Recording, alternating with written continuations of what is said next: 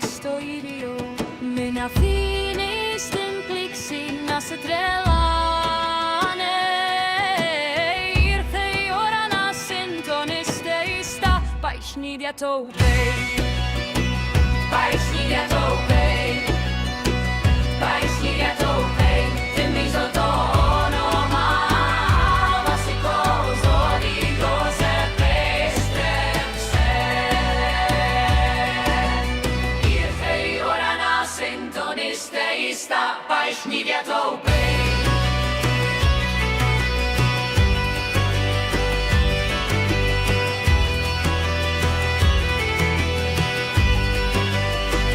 Baixnidia topei.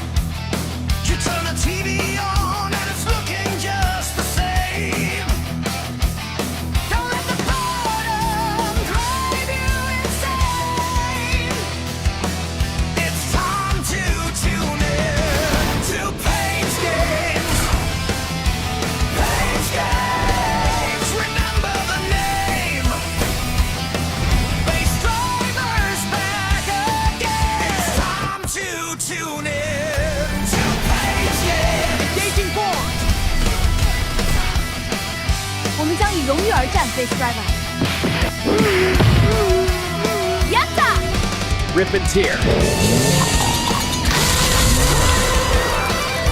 Are you ready, baby? Always.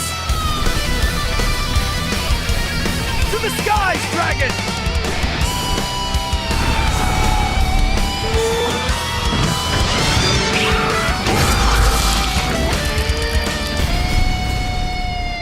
For luck! Not today, bub.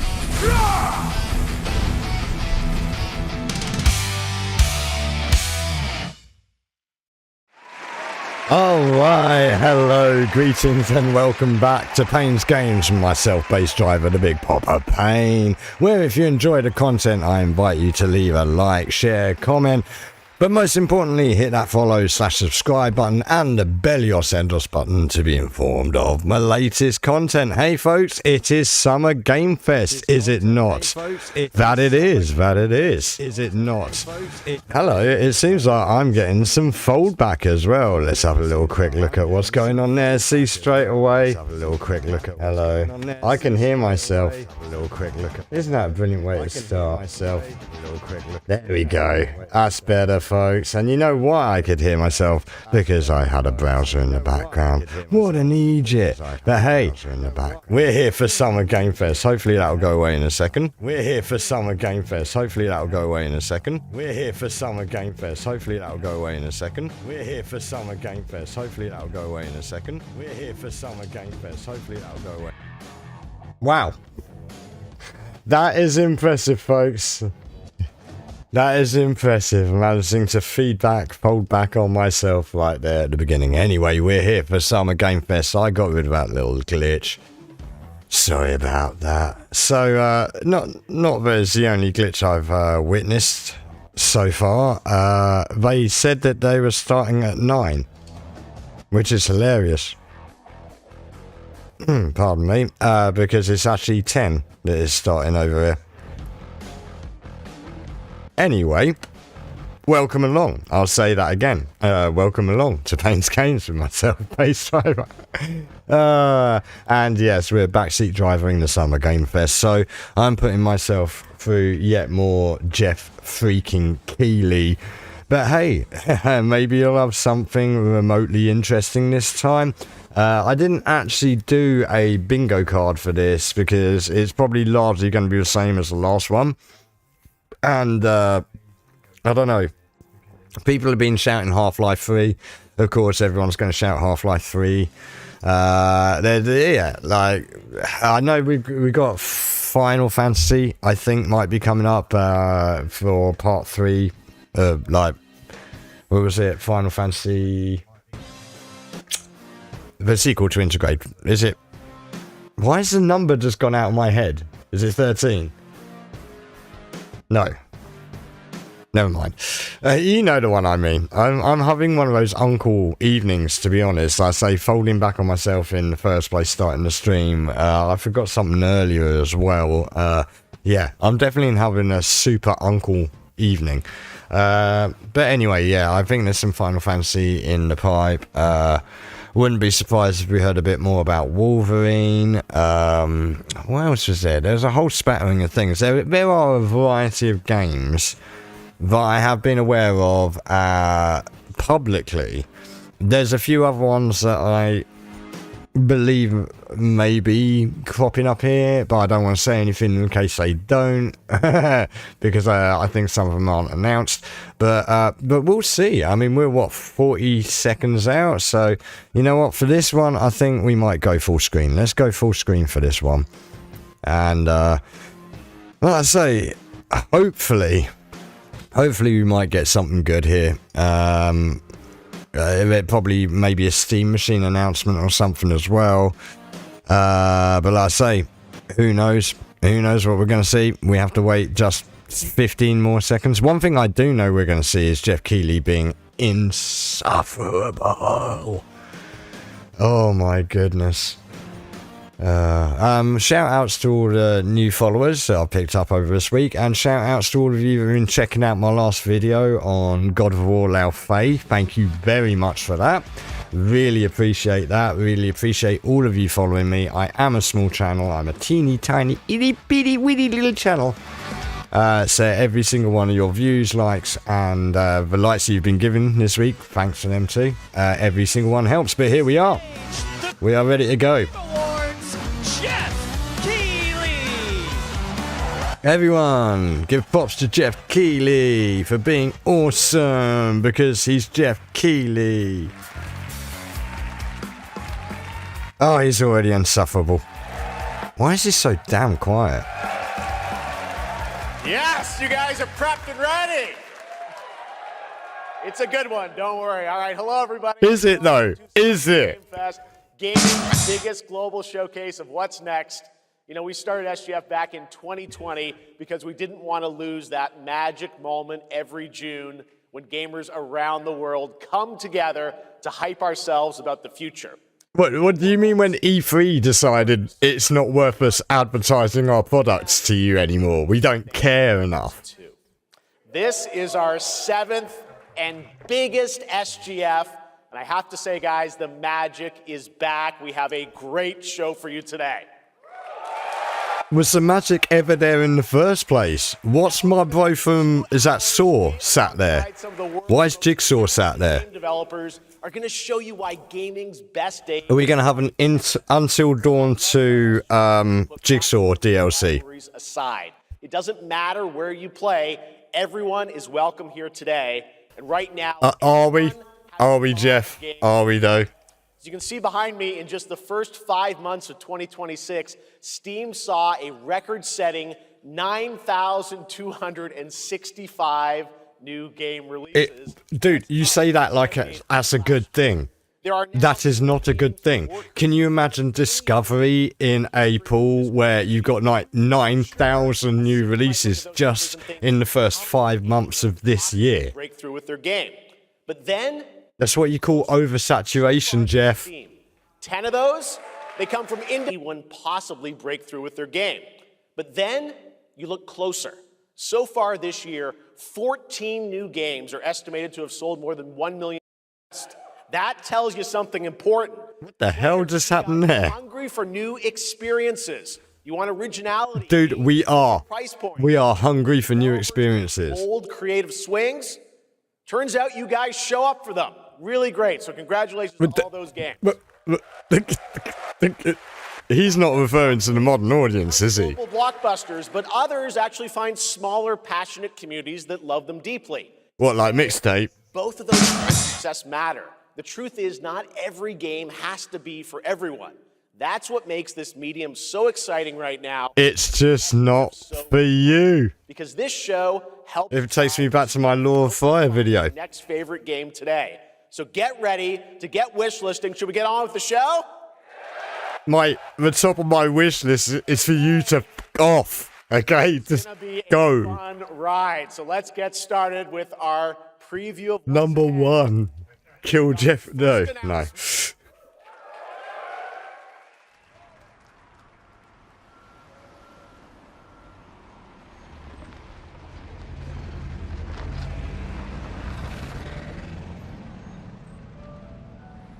Ah, more French gaming. Fantastique. Yeah, I heard... yeah. People found out Quantic Dream were working on Star Wars, and they're displeased. And I was like, but after the... what was it called? Spellcasters? Like, what the hell happened to that company? Oui? Yes? So, you're the American who called earlier. The sister of the man on the third floor. What the hell am I watching? Paris. It's so nice to meet you. If this is another zombie horror, Come in. We don't want you to catch a cold. I hate to say it, but... oh, that spiral staircase. That same staircase from what? Ghostbusters and a million other films.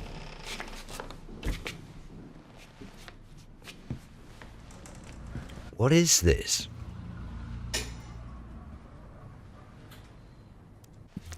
Hello Neighbour 4K Geriatric Edition. Oh la la. Mais quel pagaille! He's made such a mess again. Oh, is that your Ugandan housemate? Ago. It's like a boulder rolled through here. Oh, no. Eritrean. There's no beef jerky. Ah, the delightful biscuit. I'm sure he won't notice if we help ourselves.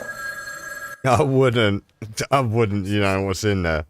It must be the maintenance. Bring some nice coffee. What is the deal with their stream, man?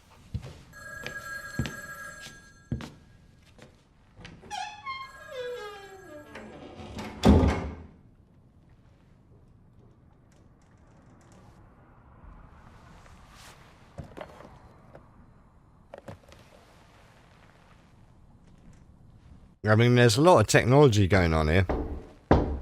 Some interesting lighting, no doubt.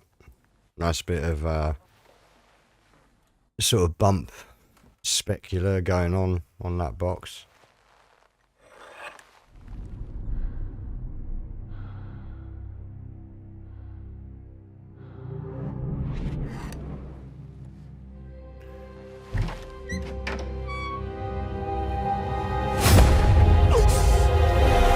Is this another zombie horror?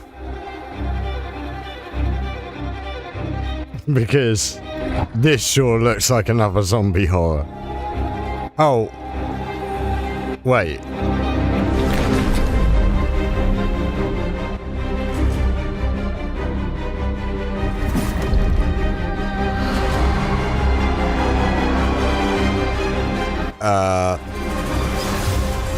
Don't move.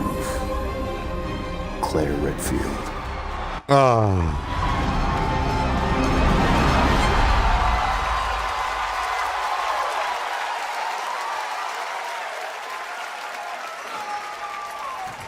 That's just lazy writing.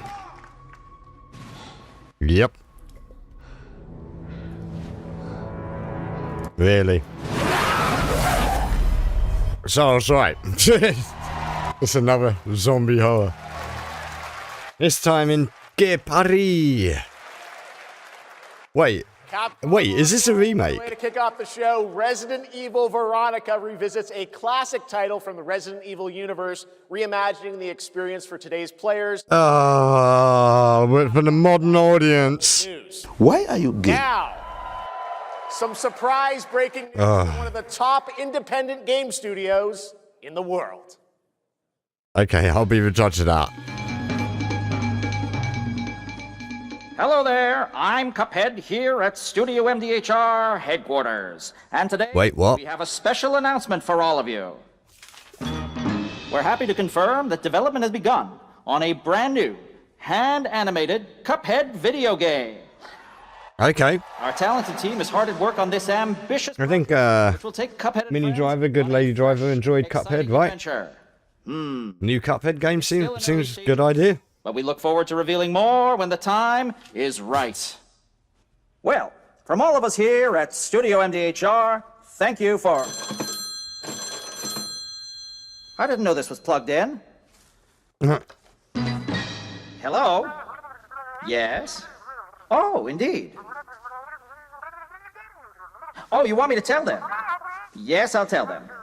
Yes, right now. I hope this is the extent to which we get any Muppets tonight. I'm not in the one more mood surprise. for his Muppet A malignment. small team within our studio has been working in secret on something completely different. Yeah? This new project is a love letter to the era that brought us into the world of video games. Right. Sneak peek, and I'd say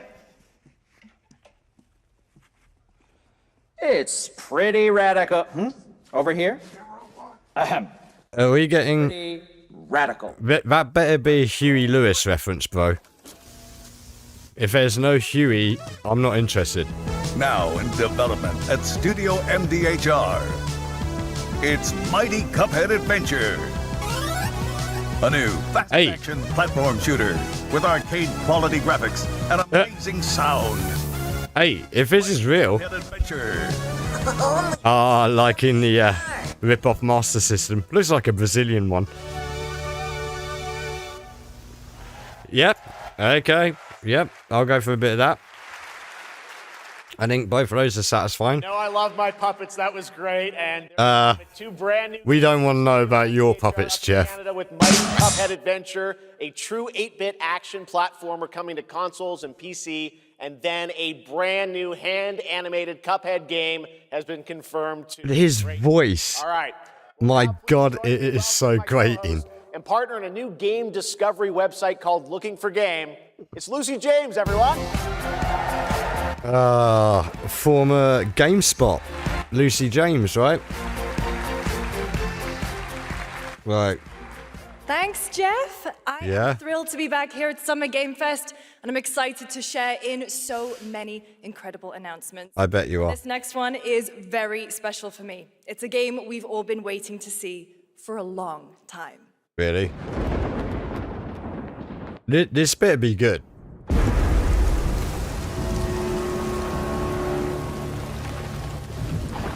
There are so many former GameSpot and on-the-spot presenters that have ended up becoming developers.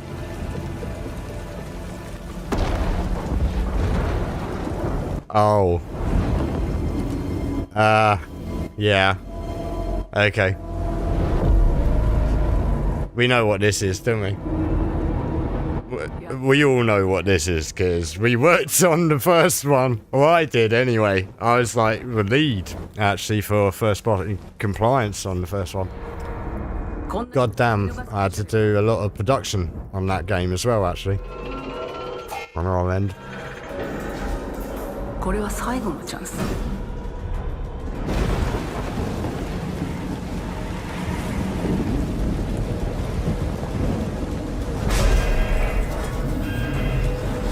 When you think of all the money and resource wasted on hyenas, then they should have just been plowing it into this. Though honestly, look, the first one, like I say, I worked on that game for a long time. And the initial concept, the original, the third person concept, in my opinion, was a way better idea than what we ended up with, which was basically a heavy breathing in a locker simulator. But a lot of people out there disagree with me, but hey, what would I know? I only worked on the game, you know? Hi, I'm Al Hope, creative director. I will stress, I left Sega before the first patch was released on it, and the guy that replaced me is the guy that let that patch get through with that game save deleting bug.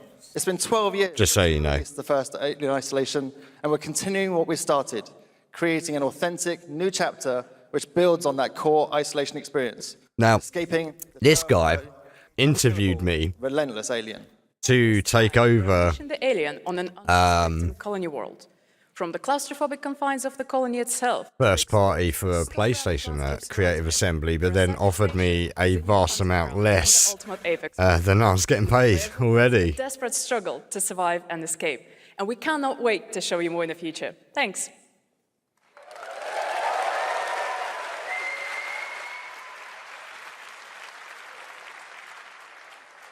Thanks so much, Anna and Al. Today, we are honored to have one of gaming's true visionaries here with us in the audience. For more than 2 decades, his work has reminded us that games can be emotional and deeply human. From Eco to Shadow of the Colossus to The Last Guardian, he's left an unforgettable mark on this medium. Please join me in recognizing the legendary Fumito Ueda-san. Ueda-san, great to see you. Well, good to see. Is there more to this? Now, don't just be another remake. Game. A few years ago, we gave you an early glimpse at Ueda-san's next game, then known as Project Robot. Yeah. Well, now, it's time to step I remember. into the mysterious, unsettling, and epic world that marks Ueda's first game in a decade. Let's take a look.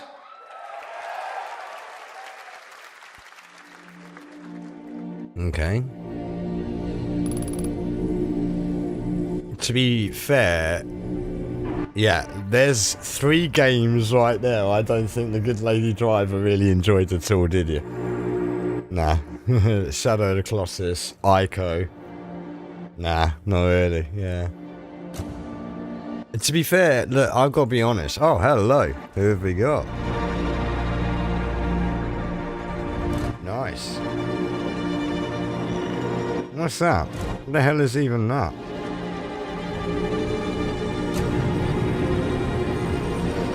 Hey, nice, cool, check that out, boys. I just got myself a Dante Warframe and slot for watching. Huh, cool. That's pretty nice, isn't it? Lovely. Sweet. Okay, I'll take that. Alright, I have no idea, like... Again, I don't know how Twitch works, really, like... Great. I'll take that, though. Yeah, I was saying, look, so, you know, Shadow Colossus, Ico, stuff like that, they are really beautifully artistic games. And they're kind of almost like, you could almost draw a comparison to Ghost in the Shell 2 Innocence, which is a really beautiful film. And both of those things, or all of those things, push the technology, certainly for the PS2, right to the limits, but as actual great experiences of the game, I can understand why they're super niche, man. Gen Atlas. Incredible. Interesting name. All right. I cannot wait for Gen Atlas. Thank you, Ueda-san. All right. Jeff, you can't wait for literally the next second. 848 AZ. Blood Message is a cinematic single-player action-adventure game from NetEase. You are a messenger who embarks on a perilous eastward odyssey. This is one I was expecting. Against impossible odds. I mean, I knew NetEase were going to be there. I had a feeling they'd be showing something like this.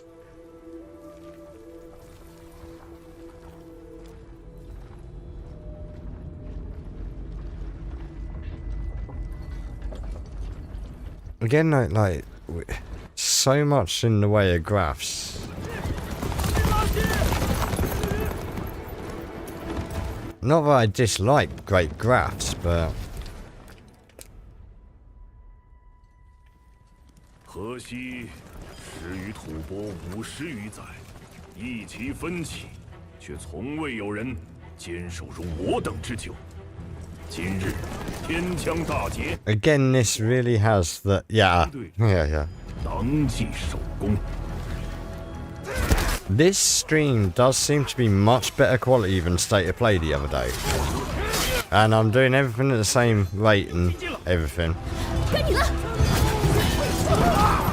But this looks a lot better here than it did the other day.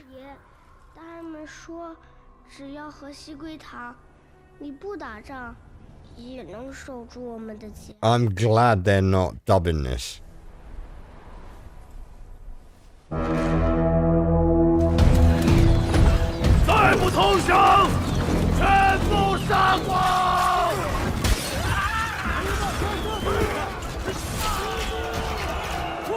Yeah, again, it has that sort of PS2 feel to it, you know, to a certain degree.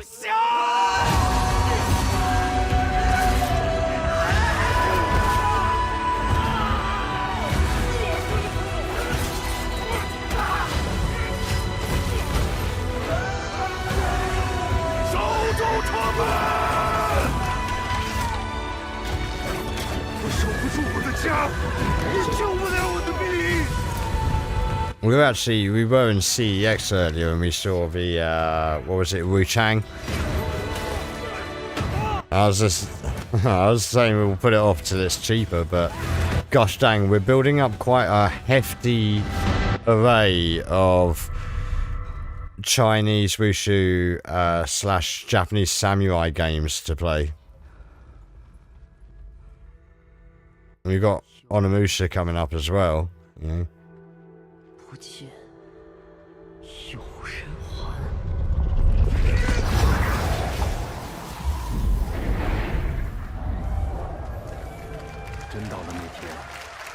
I mean, to be fair, that actually has a very similar visual style to Onimusha.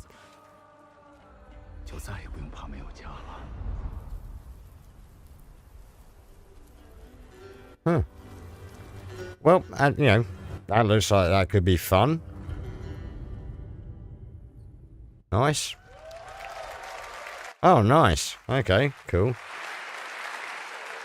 Now please welcome a game developer who is visiting the US for the first time in 2 decades. From RGG Studio, it's Masayoshi Yokoyama.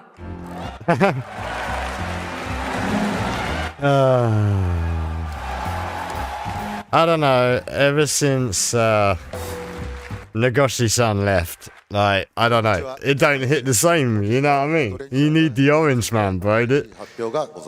Yokoyama-san, yeah, you're cool, but hello, everyone. You just ain't the Nagoshi. We have an exciting new update about Stranger Than Heaven. First, please take a look at this.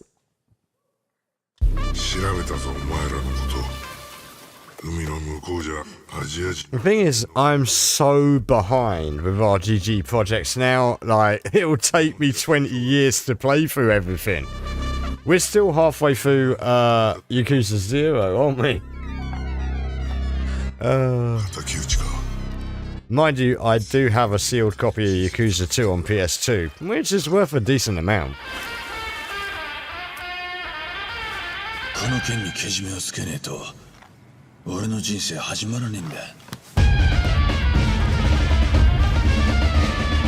Why? Why Snoop Dogg, bro?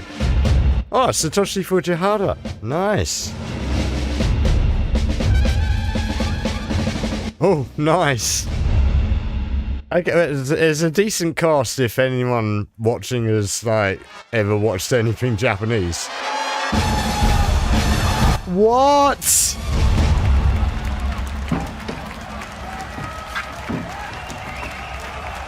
What? Why? Why? Why would you do this? First of all, we were he's freaking dead, bro. Oh my god. キャストも情報が含まれていましたが、その件に関してはこの方に語ってもらいましょう。Bro. Stranger Than Heaven will be released on January 15th, 2027. As you may have noticed in the trailer, we revealed some interesting new cast members. To tell you more about that, I'd like to bring out a special guest. Welcome, Snoop Dogg. Snoop Dogg!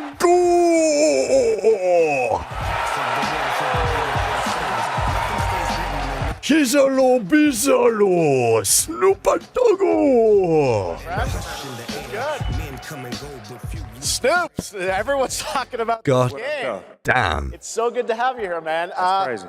So you teaming up. No, it sucks, bro. Tell us, how does this happen? Why do you want to work with RGG? I mean, money. Fan of Sega. I've been playing that game since money it came out, and you know, to be associated with such a great game and such a great. Yeah, to be associated with such a great game, and I love the money. You know, I love the money.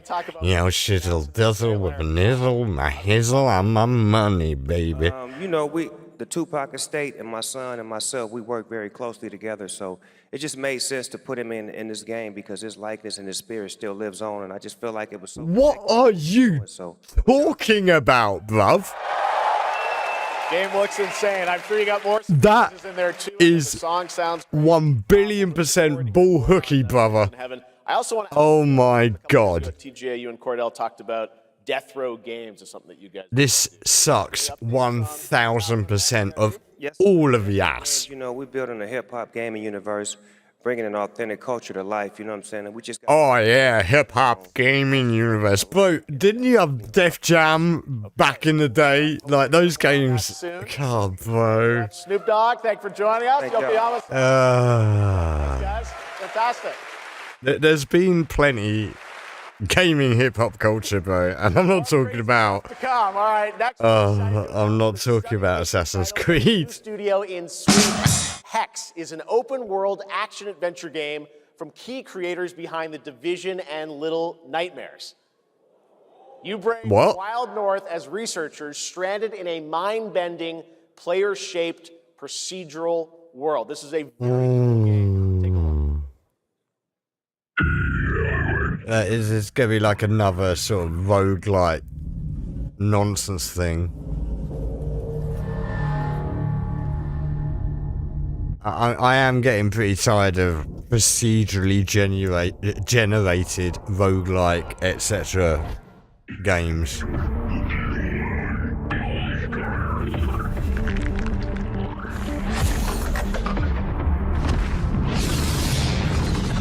Oh, please be called Gollum or something, Golem.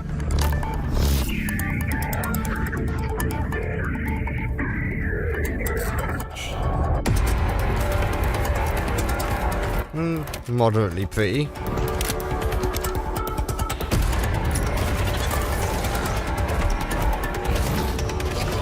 Is this going to be like a sort of... Is this going to be live service in any way? Probably not. I hope not.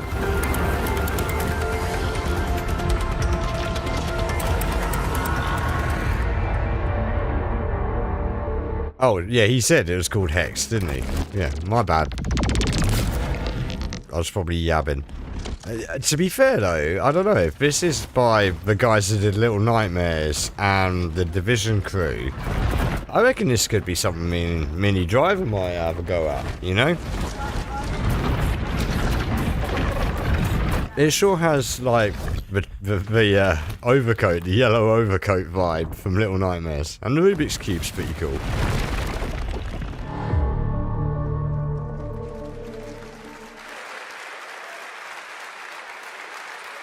I can't wait to see more from Hex. It looks absolutely stunning.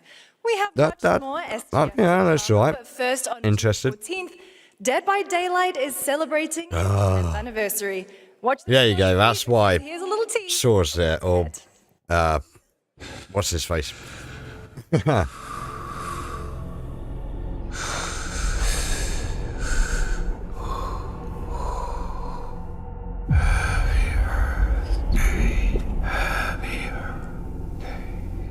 Oh, we getting, Pennywise.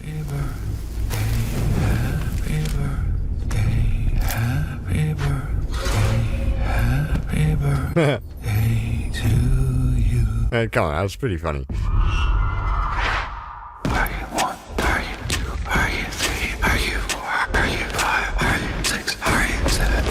To be fair, I'm kind of surprised Dead by Daylight's still going. Have I even played this? I've got it. I know that for sure. But like so many things, I have it. How old are you now? Interesting. Yeah, I really need to give that a little whirl.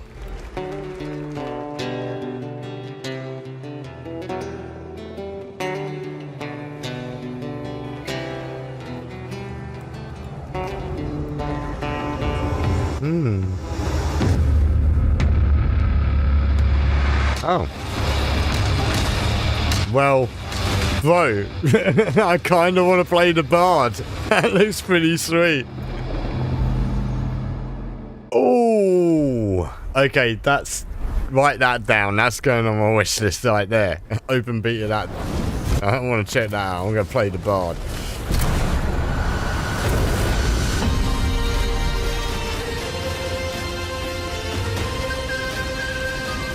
Okay, now we're getting into some momentum. What we got here? This is kind of like a steampunk house moving castle sort of vibe.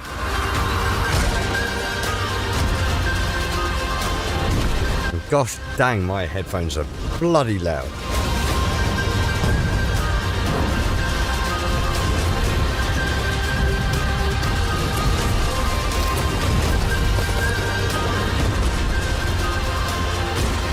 It's like sort of Call of Juarez meets steampunk house moving castle. that does also look kind of funny. Tower house, eh? Oh. Edward. Yeah.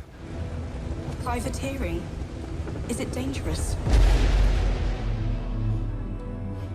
Wouldn't pay so nice if it weren't.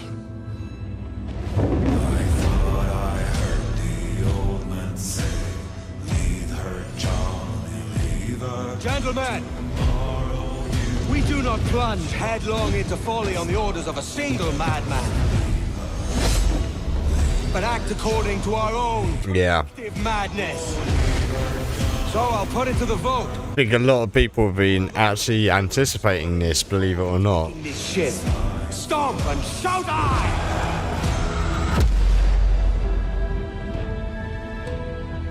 That environment design just there looked well like the cave from Lao Fei the other day. Feel it, Addy.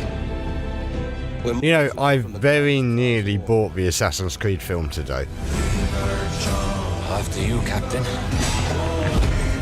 Path ahead is dangerous. Don't save me a spot in hell, Shaka. Path ahead is dangerous. What is with their stream? It keeps skipping. This is the official stream. This is direct from them. I'm not going to bother trying to look for another one. Yeah.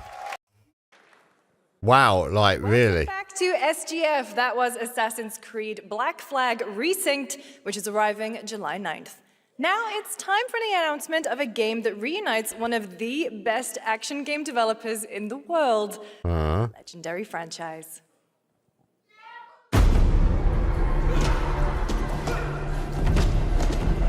Mm-hmm.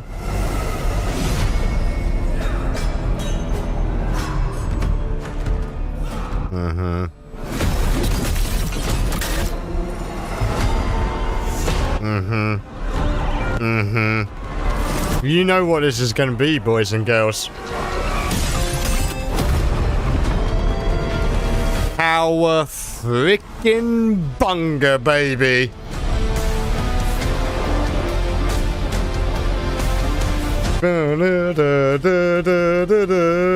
Heroes in a half shell. Last Ronin. Yeah. Yeah.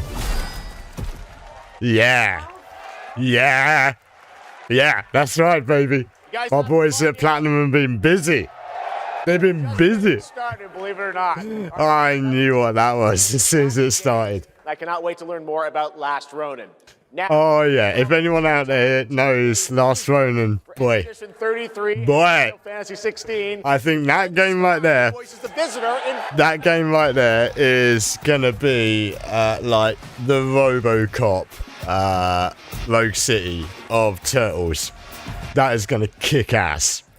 Hello, Summer Game Fest. Hello. For the past little while, I have had the incredible opportunity to step into the world of Fortnite as the and today, I'm sorry. I finally get to share a glimpse of where that journey is heading next. Down the toilet, bro. On this for a long time. A new season is about to begin, and everything is about to change. Does anyone even still play Fortnite? In Fortnite's next season, runners. I'm being facetious, of course.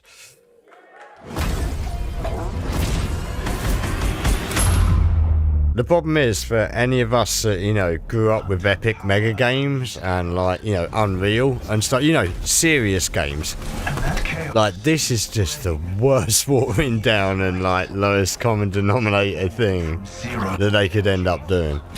They can make you stronger, faster, more dangerous. In many ways, I kind of feel like Fortnite kind of represents so much of what's wrong with modern gaming in so many ways, whether it be character design, microtransactions, always online, whatever the hell, you pick it, you can find a good example of it in Fortnite.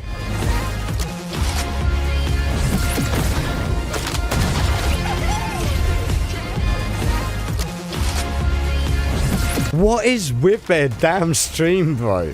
Look, it ain't my tech. Oh, well, look, you can't fault Keanu, but unfortunately, this is Fortnite. I wonder if he knows, or whether his agent just did it without telling him.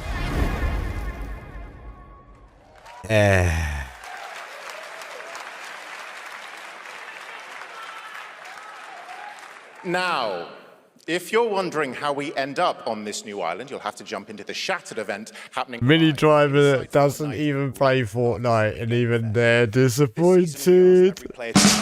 Perfect. And in the live event, that choice changes your experience. It has all been building to this moment.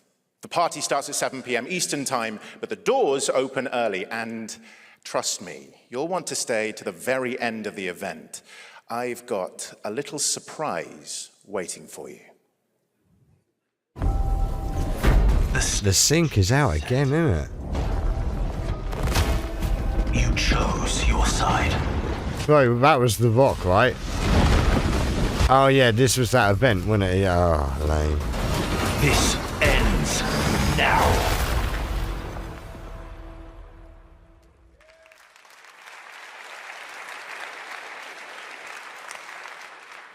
Now it's time for a special announcement from That sync is well annoying. about one of the most influential sci-fi franchises ever created. On Earth, mankind Let's see if that fixes it. by seasons, not sirens. For a moment, the future felt promising.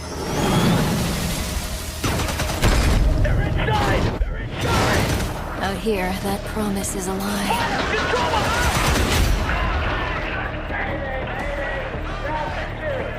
Oh, more Ace Combat. To be fair, I'm disappointed this isn't the Tony Shalhoub Wings download that I thought it was the other day. What was it? Who was it that said it the other day? Commit war crimes for her. Now go commit war crimes for her. Wait, is this Ace Combat? Every breath taken No. is inside an armored shell. It's not. It's not. It's just another character that looks exactly the same as the Ace Combat character. Wait, what is this?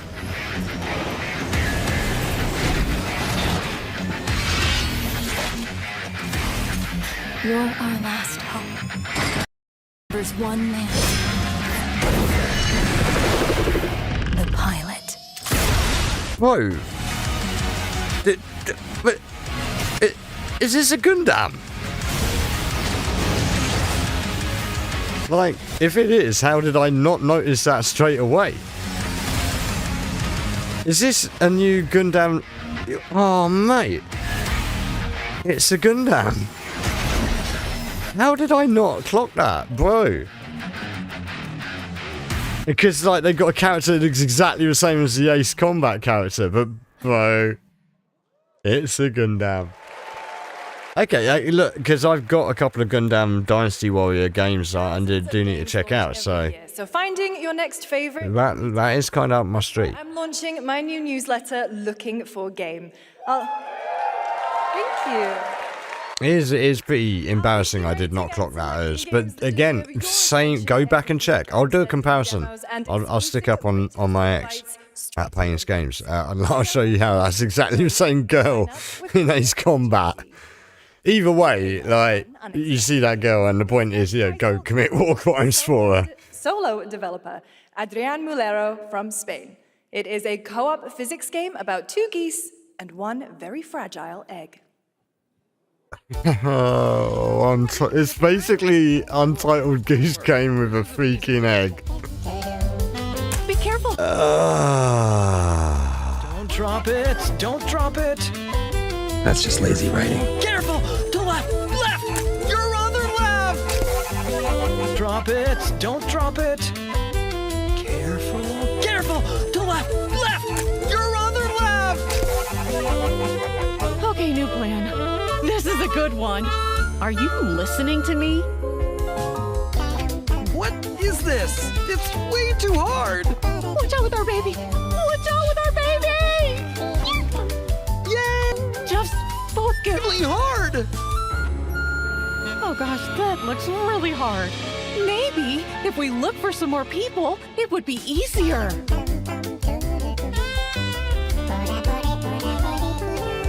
This really is an extremely hard game. Yay.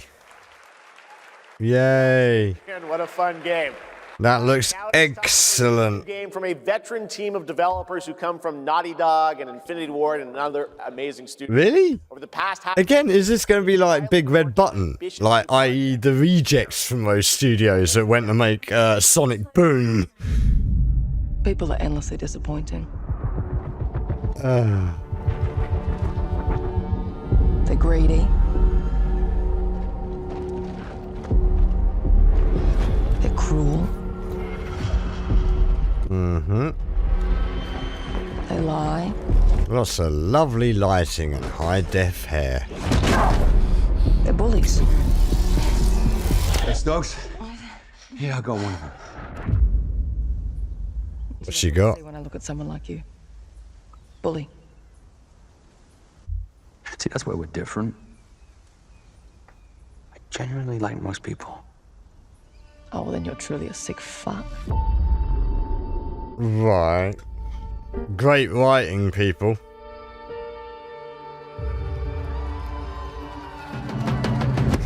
That's No Moon is such a bad title, man. I'll be coming for you. Coming for us. You're not one of them anymore.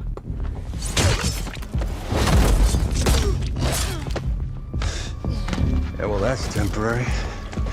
Just like you and me. Again, though, graphs looking pretty sharp there.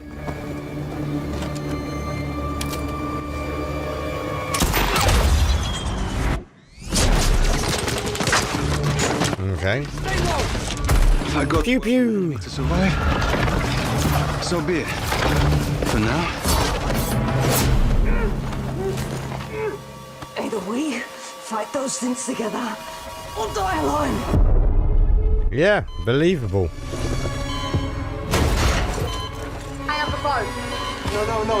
Do not touch him.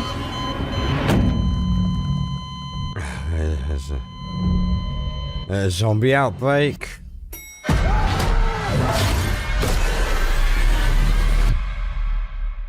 Mm-hmm. We fight together, or die alone. Well, that's emotional.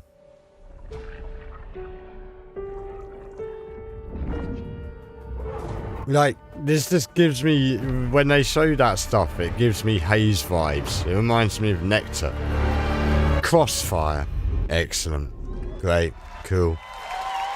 Yeah. Woo. Yeah, nah. I'm not super interested in that. Jacob and I have developed character-driven games with the goal of thoroughly What the hell are you wearing, bro? In Crossfire, a velvet jacket with a black and blue floral print shirt with a yellow and black floral print bow tie and Dunga freaking Rees? and traversal work together. Why are you gay? And created a system that What the hell is wrong with this guy? And repositioning. It's called adaptive cover. With adaptive cover, It sounds like your moustache, mate. Adaptive cover. Size of that thing. complex terrain, and the enemy's line of sight. It fundamentally changes your relationship with the environment and becomes... You know, there's a show in the UK from back in the day called The Fast Show that used to have this, like, pseudo-scientist come on, like, hi there, I'm going to be doing this experiment about sticking this fork into the outlet. And, you know, it was a comedy. This guy sounds exactly... Is that a pair of Carhartt dungarees he's wearing as well? Bro. Amazing. Thank you so much, Jacob and Taylor. What the hell am I... The Game Awards, we introduced the next game. How far are we? 58 minutes. Okay, so, you know... Ending world of control. I haven't wanted to peel my eyes out with a melon baller just yet, but boy. It's been 7 years. Where do they find these guys? Fallen. Everything we tried to contain is now loose in the streets of Manhattan. This was caused by a new type of hostile resonance. It is beyond anything that we can currently measure. It's all quite terrifying. Hey, that was a pretty cool Escher sort of geometry right there.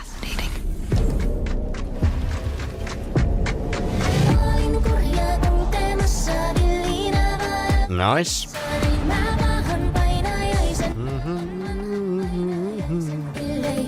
Yeah, good choice of tunes. This looks better than... is this control resonance, I think, right? Looks a lot better than what they showed at State of Play.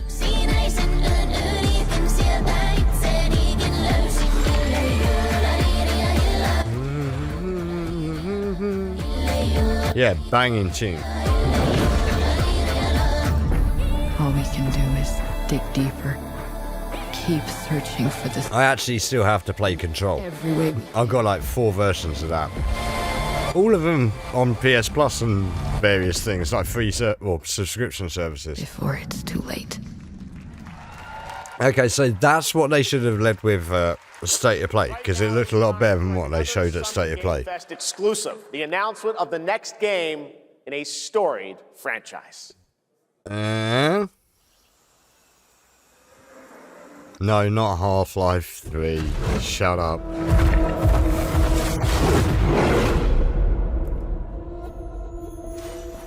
We all have our own reasons for coming to this vast frontier.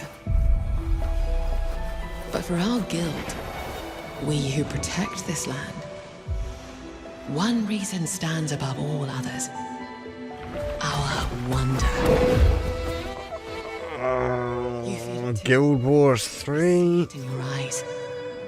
Wonder at the Guild Wars 3 shapes this land of awe. At the great spirits to whom we are bound. At the gods who hold dominion over all. We cannot guarantee your comfort or even your safety. But if you yearn for horizons unexplored... Hey, not gonna lie. I'm liking the graphs, but I tell you what, I'm getting serious Wildstar vibes. Bearing in mind I worked on that as well. I was a tester on that. Oh. Magic. There you go, ladies and gentlemen.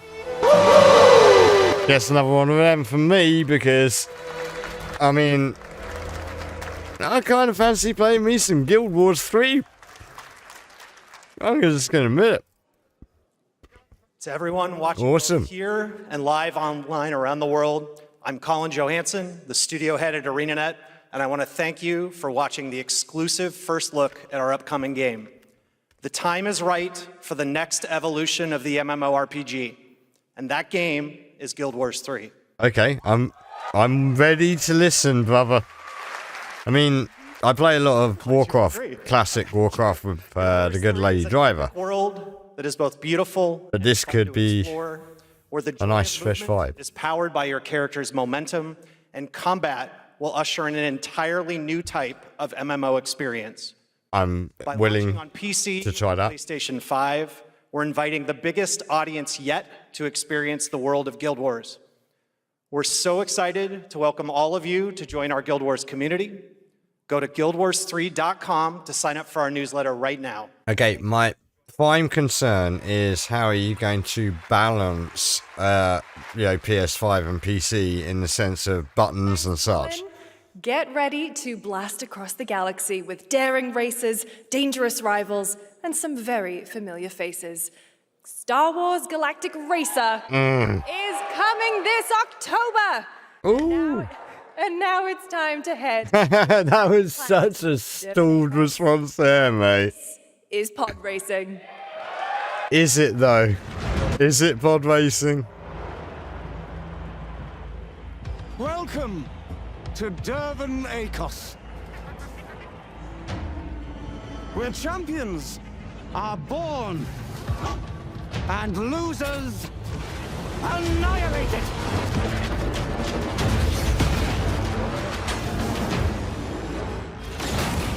My sources say you've been making friends amongst our fellow League pilots. Racers don't go head-to-head against Bulba. Legends do. They are not your friends. I've seen you at Kestar's side. You know, I'm not sure a game like this needs, like, super deep story.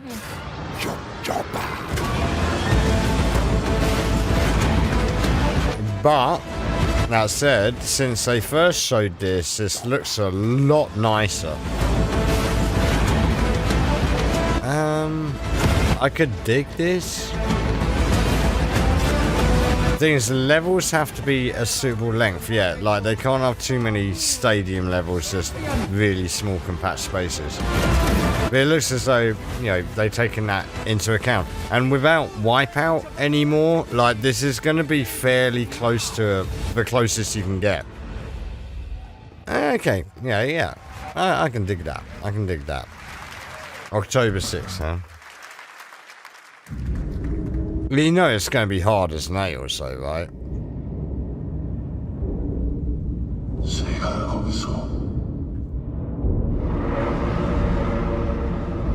Ooh, spooky music.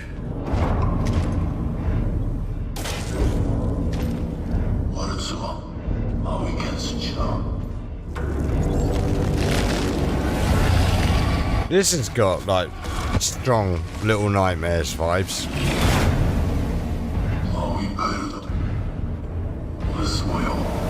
No, I think they probably sent you there to die, bro. Huh. Uh-huh.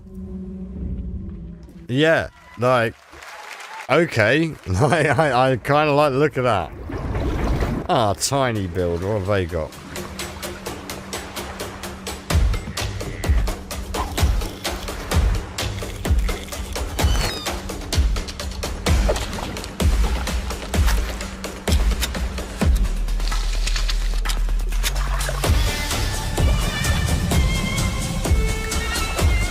Ah, canoe simulator, sweet.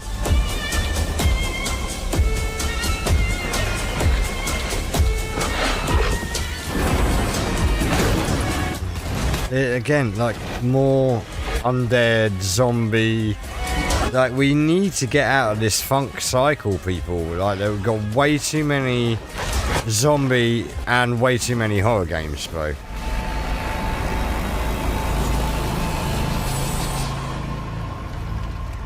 It's a problem, like, was that the 4th already? A few years ago, we announced Sega's plans to bring back many of its classic franchises. Yeah, it's something that I was telling them to do, what, like... Another one... 16 years ago? 17 years ago? And they did not listen then. ...scope of the next installment. Dumbasses. Is Virtua Fighter Crossroads. Dude, who cares? Like, isn't Virtua Fighter 5, like, still a thing? Yeah, like, retro franchises means not something that you've been, like, persistently releasing over the last 30 years.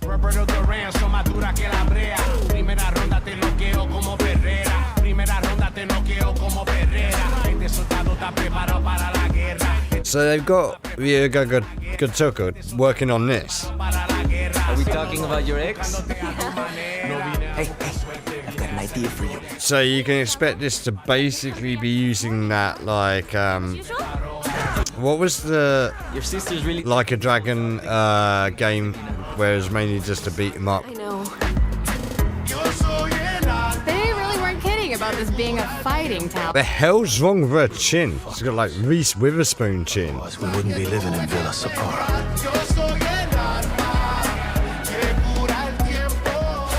Kill them all. Hey, it's me. There he is. Oh. This is not gonna blow over, Cielo. You fucked with the Chinese mafia. Wait, like... Yeah, like... Dude.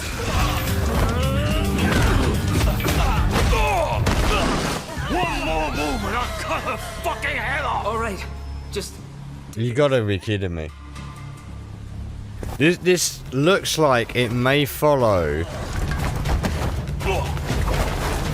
a schema that I was talking about, of basically being like an adventure game, but when it comes to the fighting, it turns into a, classic 2D perspective fighting game.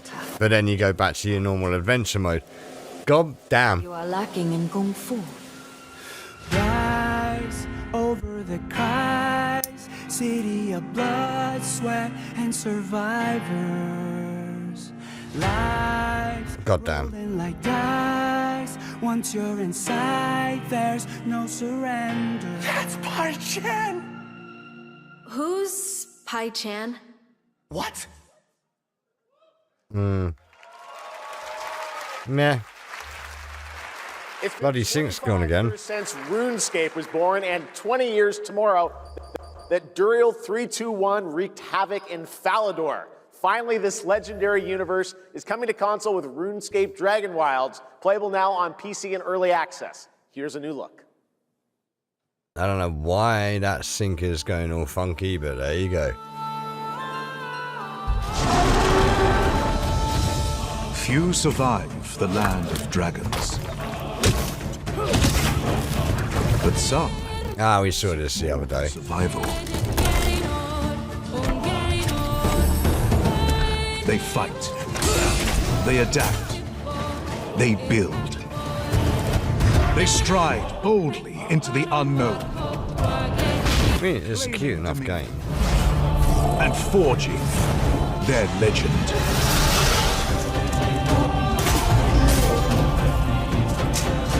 I've definitely heard good things about it as well.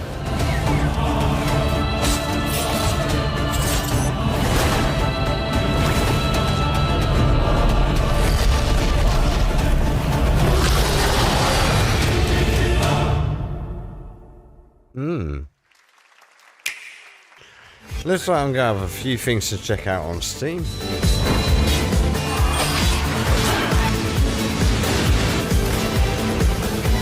So now they're just going to breeze through a whole bunch of other potentially more interesting games, as you would expect.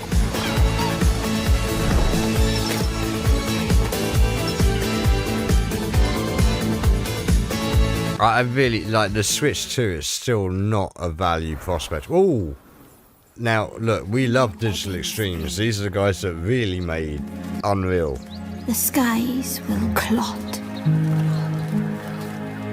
Our shedding seeds made piles of rot. Odion's cast, with tempers rare. Red minnows squirm in tainted clay. Right. 3 virtues known, not all recast. For wrath, and doom, and death. Our last. Find me, Fawn, or I'll find you. Yep. Yep. Where's the applause? But people, yeah, more applause, man. Soul Frame, dude. Like, It's okay, they're not. that could be really good, man. Warframe is doing good. It's a perfectly fine game, man. And Digital Extremes, they've done really, really well. What was it? Dark Sector, right? That's in the same universe as Warframe, I believe, if I remember correctly. I was gonna do that actually. I think I'll do Dark Sector on a stream. I've got to finish Command and Conquer, but once I finish that, maybe I'll do Dark Sector, because I say that is apparently set in the same universe. What the hell did we get ourselves into?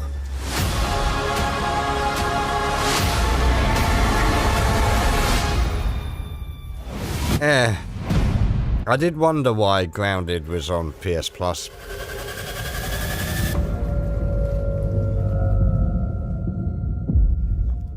Great.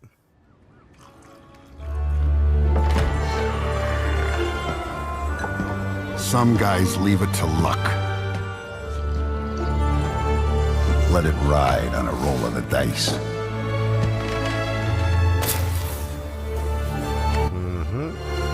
Not me. You can have all the luck in the world.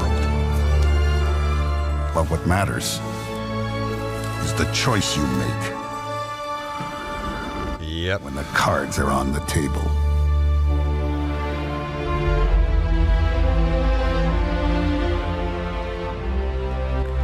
Yep, fair enough.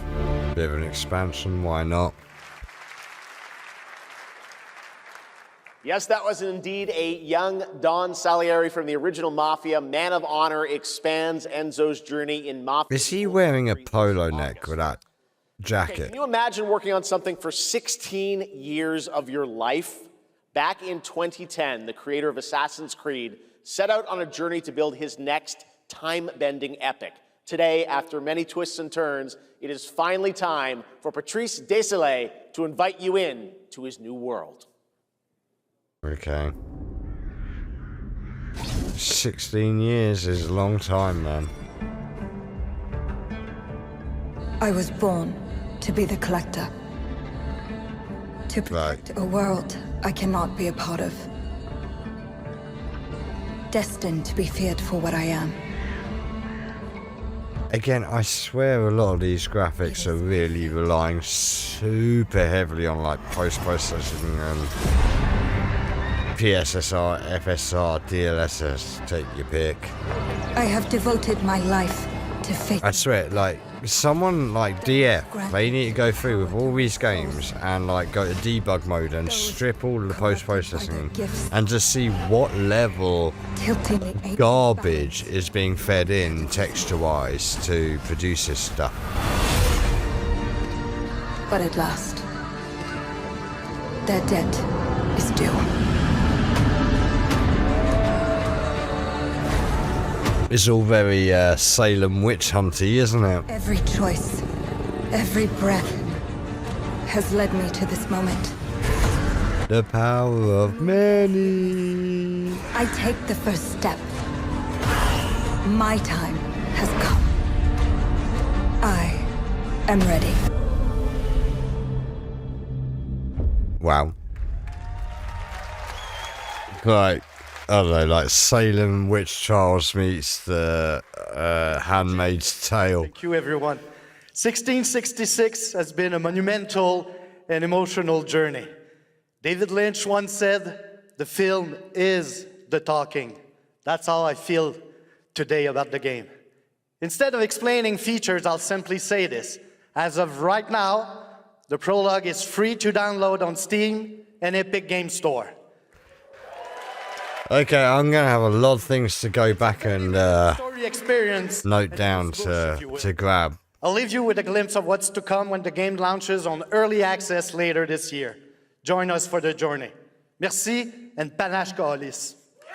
Okay, I mean, them some big words quoting David Lynch.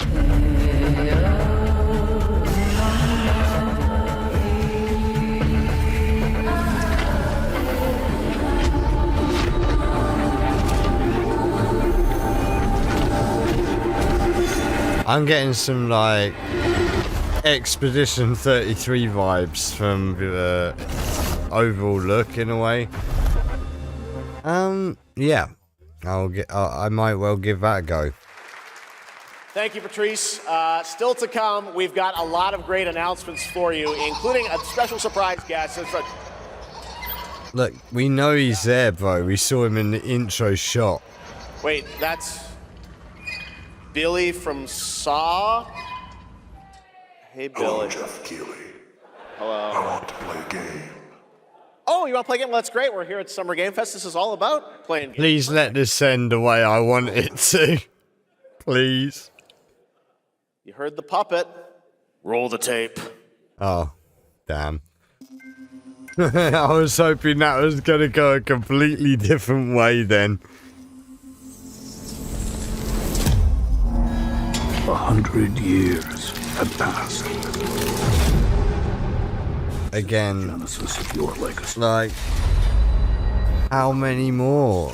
We're really stuck in a rut here of loads of horror and zombie and it's just, dude. Is this number 5? The lies that people tell themselves. Only then do they get to see what really makes them tick. Wait, are we doing Blade 2 now? Is that what we're doing? A sacrifice. Reapers. Always be paid in blood. Live or die.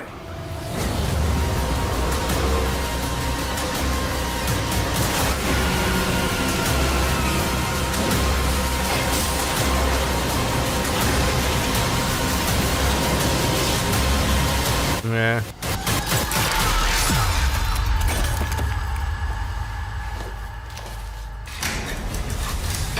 Nuggets. Your book, bound in blood, inspires those who are worthy. Oh man, I'm gonna need to take a bathroom break. When are they gonna have their Muppets sing-along musical bit? That's the bit I usually take my bathroom break. Let the games begin. Well, that was uninspired. Approaches. This has a nice look.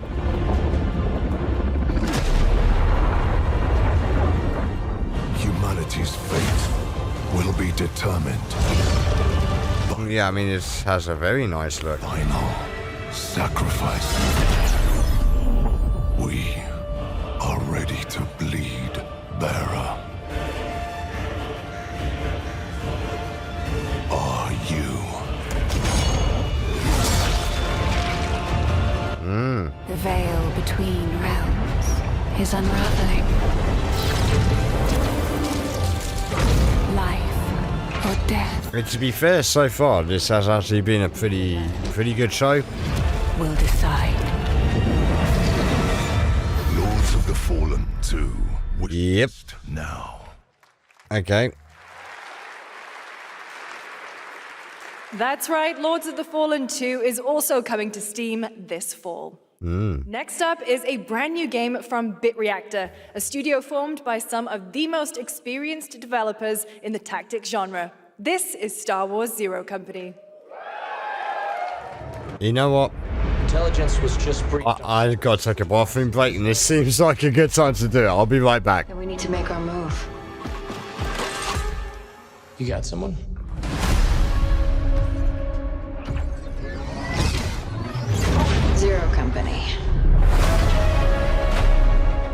you got for me, Bennick?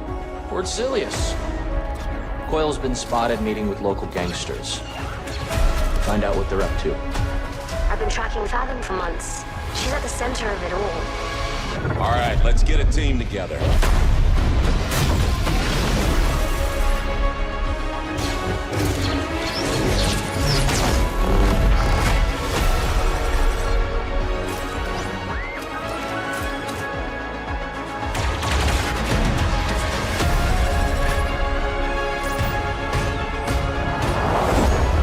We work with all kinds of folks. Ex-separatists, ex-noble, ex-cons, and we're better for it. We're almost there. We just gotta finish this job. There we go!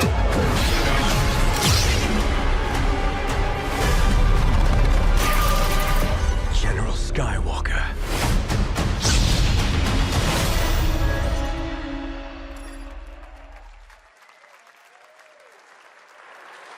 A little surprise at the end there. All right, dark fantasy has always been about one thing, the monster within. And today, one of Europe's most ambitious what I miss? is ready What I to miss? take you into a brutal new Nothing. world where Okay, great. vampires have emerged. Come in. No, I'll go back and check through at the end. Okay, what we got here? Oh, shit! The box. Please.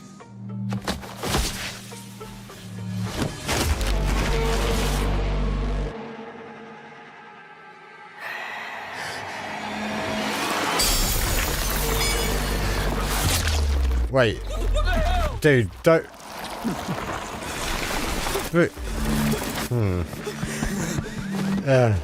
I just... Again, like...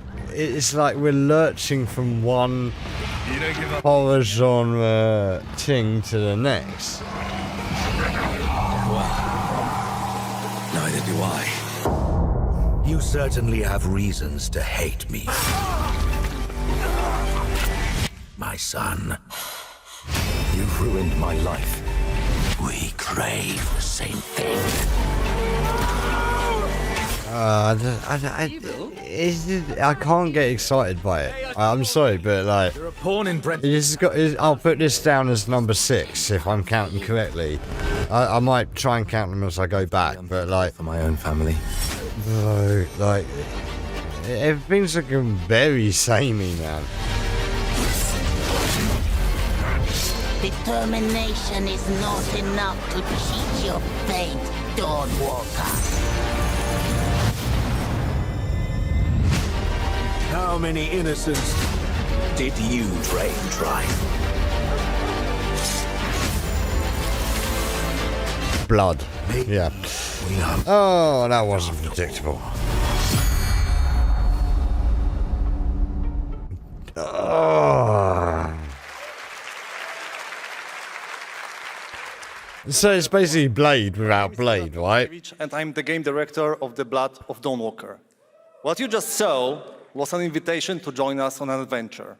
Adventure through eras and cultures in our story-driven, open-world dark fantasy saga. I don't know what exactly this guy's on right now, but there's something wrong with his eyes, boy. The gameplay He might be very drunk. is from our current game, and it's an origin story of Cohen. I hope you will have as much fun playing our game as we had making it. Thank you, and have great rest of the show. I don't know. I'm going to have to look into that, but I swear to God, if that's this Blade under another guise. Thanks, Conrad. Next, the creators of Among Us have been hard at work on a new project. Oh. And today, we're revealing it for the first time. Okay, new Among Us stuff.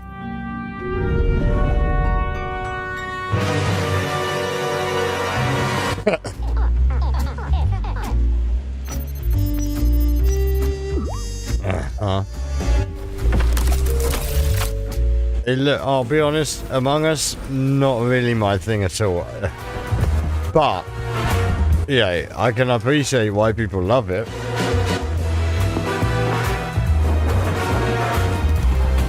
It's definitely up Mini Driver Street, I'd say that. So, is this going to be like a more detective? Okay, yeah, fair enough. From the Among Us TV series, please welcome Yvette Nicole Brown and Liv Hewson. What? The Among Us TV? When did this happen? When was the Among Us TV series? Summer Game Fest! Hey!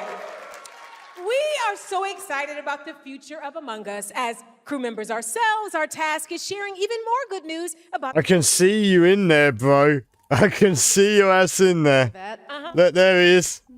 Look, there's another one in there too. There's a dead body right there. Nah, it's an imposter. Any one of us. It's got, well, it won't be, but it would be good if it were an imposter. Pause for an emergency meeting. So you'd rather call a meeting than complete our task? That's suspicious. Oh, so sus. To Mira HQ. No, I mean, I don't. So sus. Take it up with admin. And now, the moment you've all been waiting for. Get hyped for chaos, betrayal, and more in the Among Us series. Enjoy. Oh, the cringe. To be fair though, like honestly, this is actually a major like rollback from the TGA's, the Game Awards. Like that was so cringe. This is actually not bad. One dead crewmate, that's an oopsie. 3 makes it a murder mystery. The show, not the TV show thing that they're showing off here. You? Whoever smelt it dealt it. Who could take charge? Wow, that was a lot of screaming. Green, blue, orange. Elijah Wood. Oh, Patton Oswalt, Phil Lamar. Can we go Glenn? What the hell? It's back there. Oh, really? Kill the imposter. Yeah, is this what Phil Lamar's reduced to these days after like Future Armor and stuff? Oh, thanks Paramount. Would you believe me if I said some of our biggest surprises at SGF are still to come? Probably. Actually, to be honest, for me at least. 007 First Light. Here's a first tease of a new story mission coming later this year. Received an urgent call from Aleph, James. King Bavma requests MI6's help with a matter most sensitive, and he's asked for you, personally. Our alliance with Bavma is fragile at best. Mate, is that Ronnie Size? To have, well, M figures the reward is well worth the risk. Go back to Aleph and find out what this is all about. Best of luck, 007. Borbag will return. What? Final Fantasy 14? I didn't even know that was there. Wow. Jesus. That's pretty cool.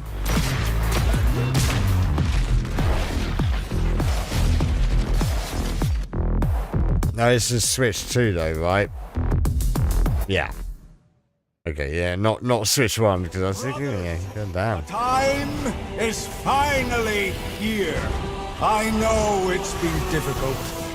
All these years, the unbelievers mocked you for your faith. Do you know what would have been cool is if like this is actually a Champions of North game? Sleeper, awaken! That would actually have been hilarious. But no, it's Gothic. Yeah, fair enough. Wait, NCSoft. What did I work on for them? I did something for them. Did I work on... Was it Auto Assault or something? I did work on something for NCSoft at some point. Yeah, I'm digging way back though. Yeah, I've worked on like over 200 projects, so...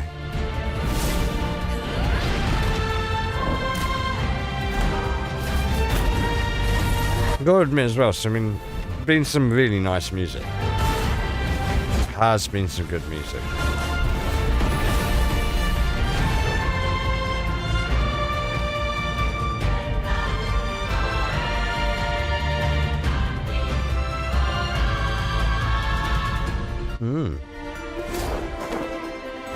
Yeah, I can look at those graphs. Like, yeah, again, some actual. I do like having some flat colours, not everything having to reflect or refract or overly shaded.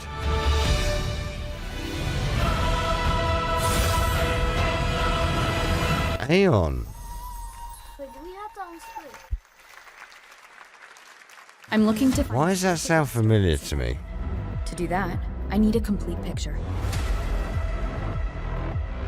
Maybe this is all a brain simulation?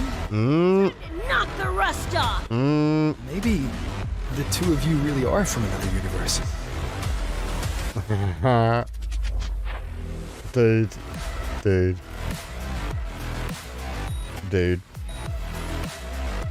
Yeah. Run. I'll erase you at the finish line. Deleting your ass. Yep. Come on! Yeah. Yep. I can feel it. That Nightmare Tacit Discord is looking for us. Lucy! Wuthering Waves cross cyberpunk edge runners.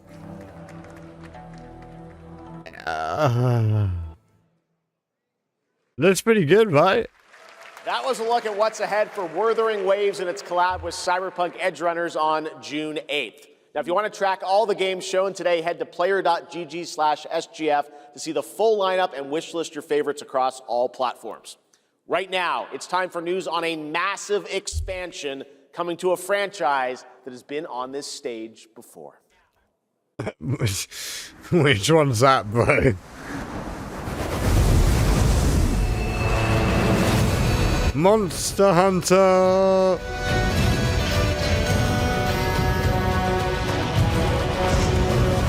Honestly, Monster Hunter World, man, that game did not satisfy in many ways. Hated the weight of buildings and mounted the sky. But Monster Hunter Rise looked awesome. Can't stop wondering. I know the good Lady Driver and Mini Driver played a bit of that.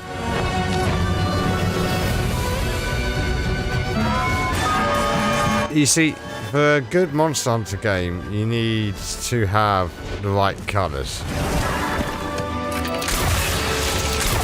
And this has the right colours.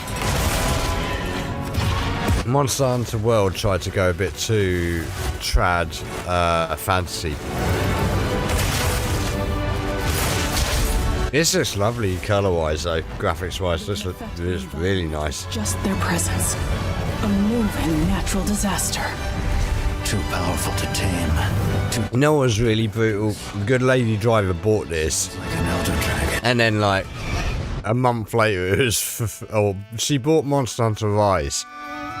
And about a month later it came out for free on PS Plus.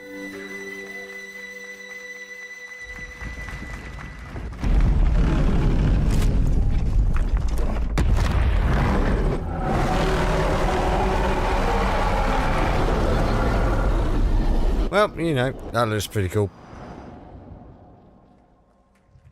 We'll probably get on to Wilds eventually. You know it's... Like I say, yeah, keeping that colourful art style is the important thing.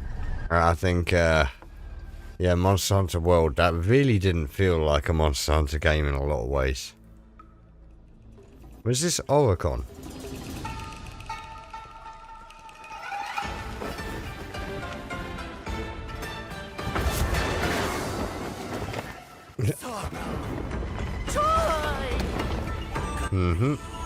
Obsession! Step into the dream! You know, Howling gales! Soul-raping squall! who the hell is doing the voiceover, bro? Skies growling Like, just keep it in the original and sub it, bro.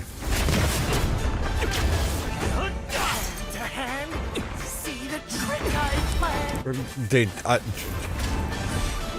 I say, sub it, man, because in the original Chinese, I'm sure this would sound a lot more authentic.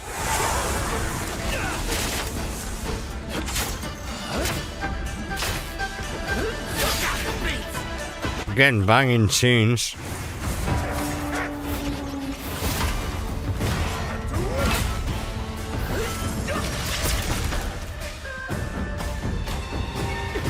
Hong Kong Z, master of catnip. No, oh, cantrip.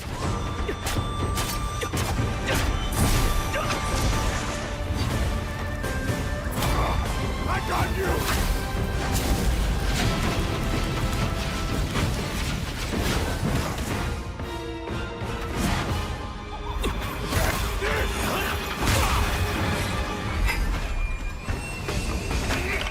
Disrupting my play. Yet another one that I dig, but boy, how many of these games have we got racking up now? I mean, this is starting to compete with the zombie horror thing, you know? We're on like, we got to be on number 5 now, right? Not that I don't like these sort of games, but again, I don't want us to get to the same level of saturation, you know? Take your time. People are getting tired. You can hear that applause. People are getting tired. That was a new look at gameplay from Swords of Legend, a fantasy action RPG. There you saw a boss fight against Kong Kong Zi, with each move pulled from real centuries-old Chinese magic tradition. Now, how about a Wow. Thanks for telling us that. I'm so glad that you made that clear. with the announcement of the biggest Hot Wheels racing game yet. You know, there's already quite a lot of good Hot Wheels racing games.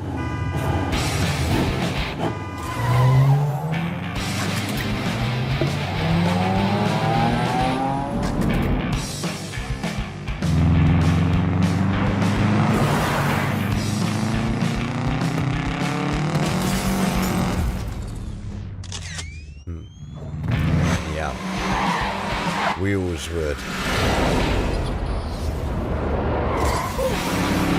That actually looked a lot like Psycho Fox's logo. Shout outs, Chris, by the way. Shout outs to Psycho Fox. Check him out. He's on Twitch. He's got a YouTube channel now, actually. He's putting his archives up. I think he's live now, actually. I should probably check. I think he's watching this as well. One day we should raid train each other, which for me will be very, very good. For Psycho Fox, probably not. We get like one person. It won't be so much a raid train as a raid small gathering of 2 or more. A raid Asbo. Raid Asbo.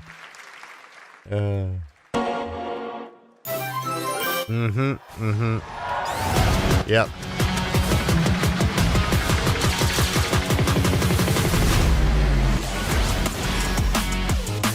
Let's do it. Yep.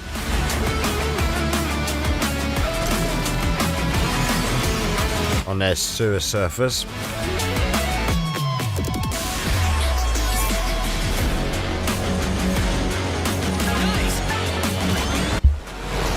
You know what would be better, guys? Make another game. Don't just release endless DLCs.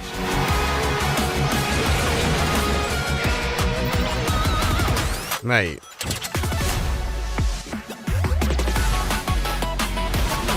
What? Sonic Pico Park. Okay, I didn't know about that. I didn't know about that. Happy anniversary, Sonic, and happy birthday, Sega. All right, Now the world premiere of a project that depicts the entire story. So interestingly, Mini Driver played through Pico Park 1 2. Wasn't too impressed. Your heart. Too hard at some points.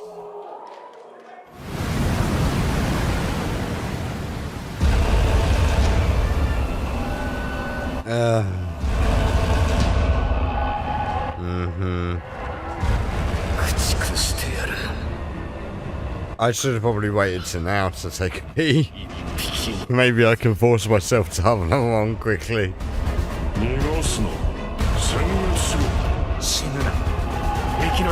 You know, if you watch my videos and also like other people at the moment, like reviewing Summer Game Fest and the surrounding orbiting shows, yeah, there's been a lot of talk of tourists, and boy, Attack on Titan, that's again one of the definitive tourist animes, along with things like One Piece and so many others. Like, and the fandom of them will never accept that, and they'll never know it. But it's just in the same way that when the Akira fandom and the Ghost in the Shell fandom and that came along, the 70s, like G-Force, Battle of the Planets, all of that sort of anime, old guard, you know, regarded them as tourists. Yeah, it is progressive, and we've got to the point now, I mean, we're beyond Bleach. There's a new Bleach series out. And, yeah, Attack on Titan, like, it's not good, people. It's not a good anime. I'm sorry. It's really boring. Of the creative leaders behind Forza Horizon comes a new cinematic open-world driving experience. Set in Monaco and the French Riviera, where the worlds of pro and underground street racing collide, this is Clutch from Maverick Games. You can hear Maverick's dev team in the background now. So, footage captured in engine. You might as well just say, like, this is kind of like, you know, Gran Turismo's menus. Or whatever. We have 2 drivers dead. Oh, come on. I don't need a storyline. I'm done. Does it have a nitro button that when you press it, your exhaust pushes out DEI purple smoke? There it is. There it is. You saw it. We all saw it. We saw that DEI purple at the hotel. I did all that for you to get out of trouble. Now I'm in deeper than when I started. Bro. Lewis Hamilton, the rally days. I can't be taking risks like this. Bro. In the R1K. Bro.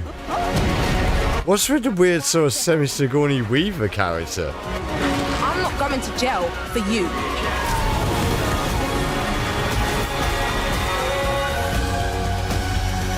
Bruv, what is this?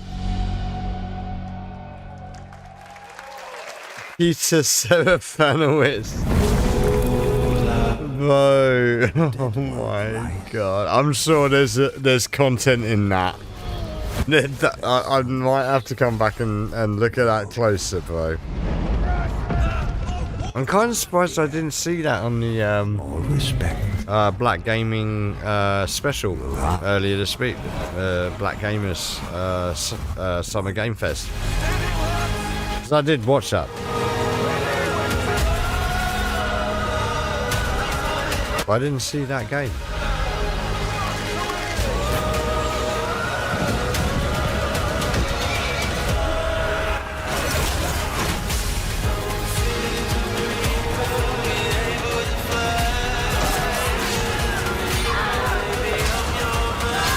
Yeah, I probably will do a follow-up video on that. I should probably clarify a few details of why.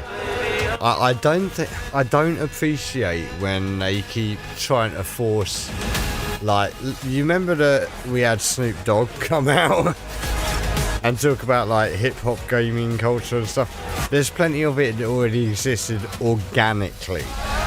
Let me just clarify that, because I'm sure there's going to be people out there that will jump on that comment and go, "Ooh, bigot, and all that. No, shut up, bro.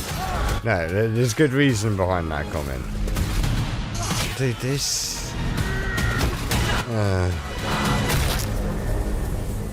Meh. I don't know. It's got a heavy Total War look to it, and I worked on Total War for far too long. You definitely will want to stick around. For that. Right now, here's a new look at Sea of Remnants from NetEase.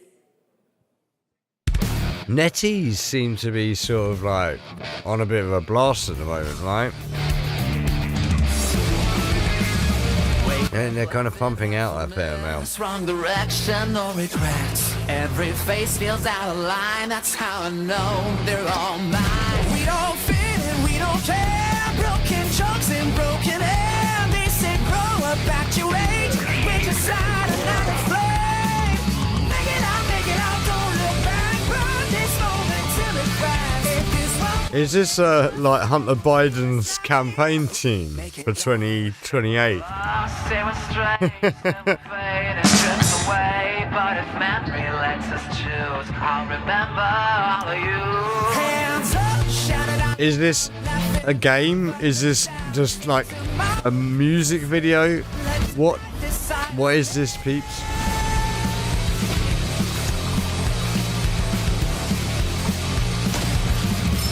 I get a weird sort of Monkey Island vibe off of it for some weird reason.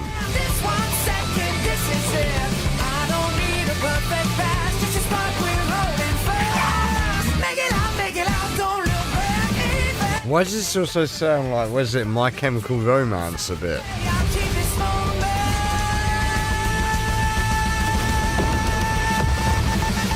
Make it loud. In a world. Okay. Room on a shelf?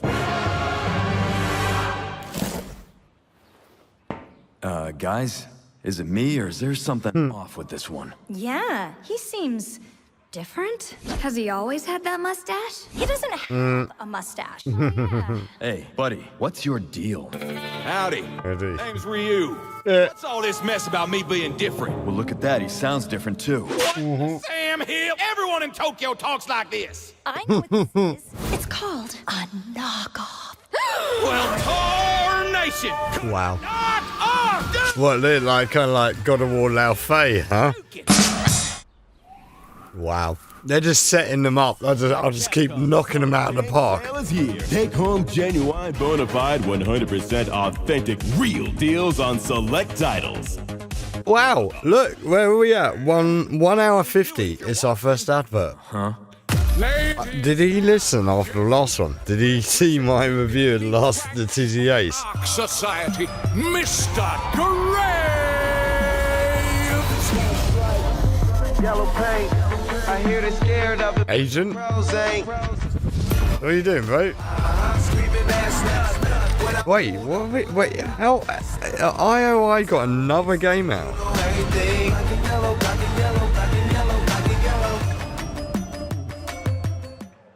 Oh, right, okay. Okay, yeah. It's crossover. That's fine. I was still thinking, dude, that's some next, like... That's some skills. Putting out First Light and another game at the same time. No. No.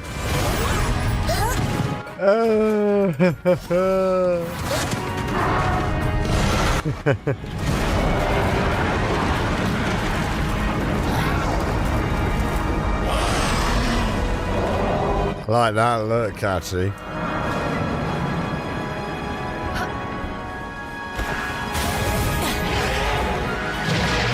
Wow. Really?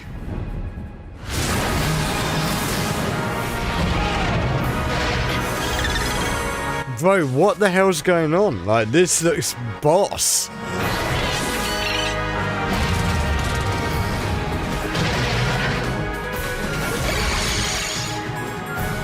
Dude.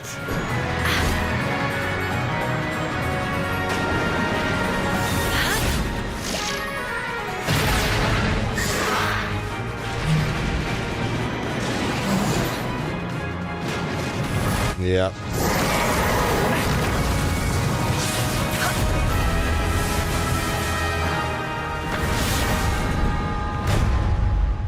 That's like Power World have really done a good job, man. Like, do you see why Nintendo want them gone so bad? Look at that last freaking Pokemon game. And then look at that. I mean, that gives me... People are going to roast me for this.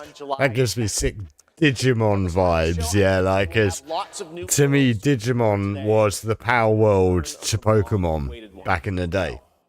This next game falls into that last category. It's been a long, long 8 years. Homicide. 6 total so far. Each case, husband and wife found shredded. People are dying. Some monster is out there. Word around the precinct is you're the guy to call. Bigby. Sheriff? I'll have your job within the week. Are you living under a rock? You're a raging dumpster fire of a person. You're the reason. There's something to be said about this graphical style. Like, they've definitely mastered this over at Telltale.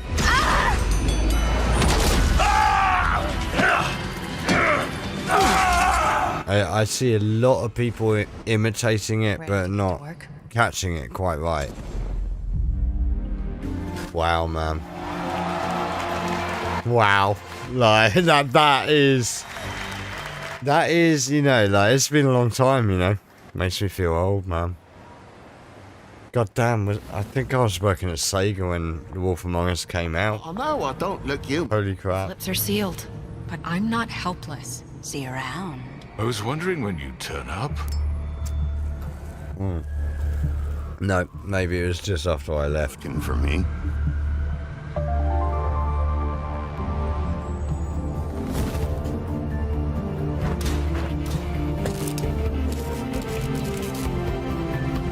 The thing is, it's not like, I don't think that remaster necessarily does a huge amount to the graphics. It's just And as we wait for like so many things. If you take a PS2 game, run it on an emulator today, you can make it look as good as a lot of modern day games. that is deep into development on its next project. That's probably more a damning indictment on modern day games than anything else.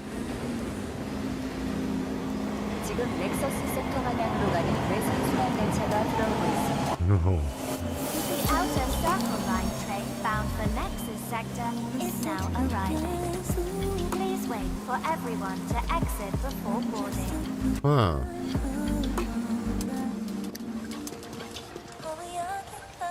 It's a little glitchy at the foreground now.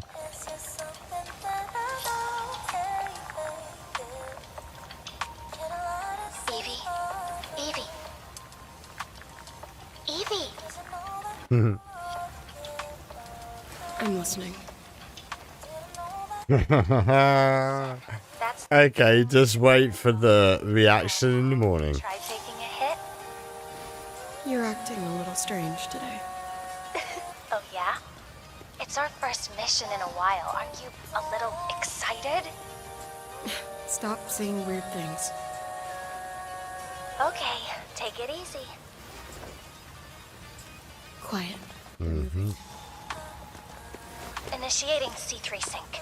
Ready, Angel. Roger, Kenna. 출입문 닫습니다. Doors closing. A lot going on in this scene. Look at all that. Look at all that going on. It'd be better for both of us if we got out of here quickly.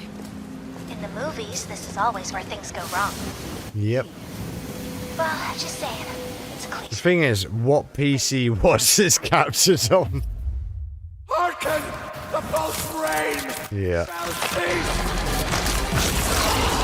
In the name of the Father! Nice.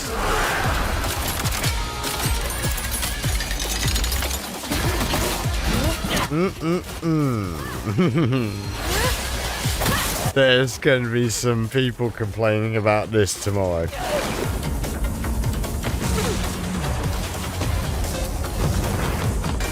Boys, we're back, you know. We are back. We are definitely back. Zach is right. Asman is right. Yeah, the Todiverse is expanding.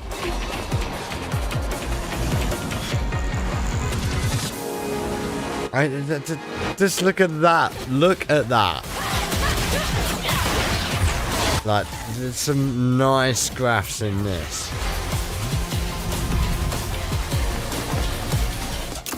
Yeah.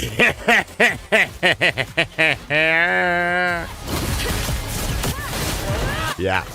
Yeah.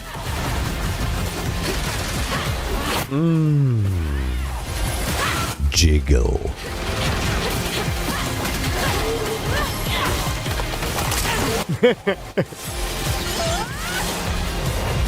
Yeah.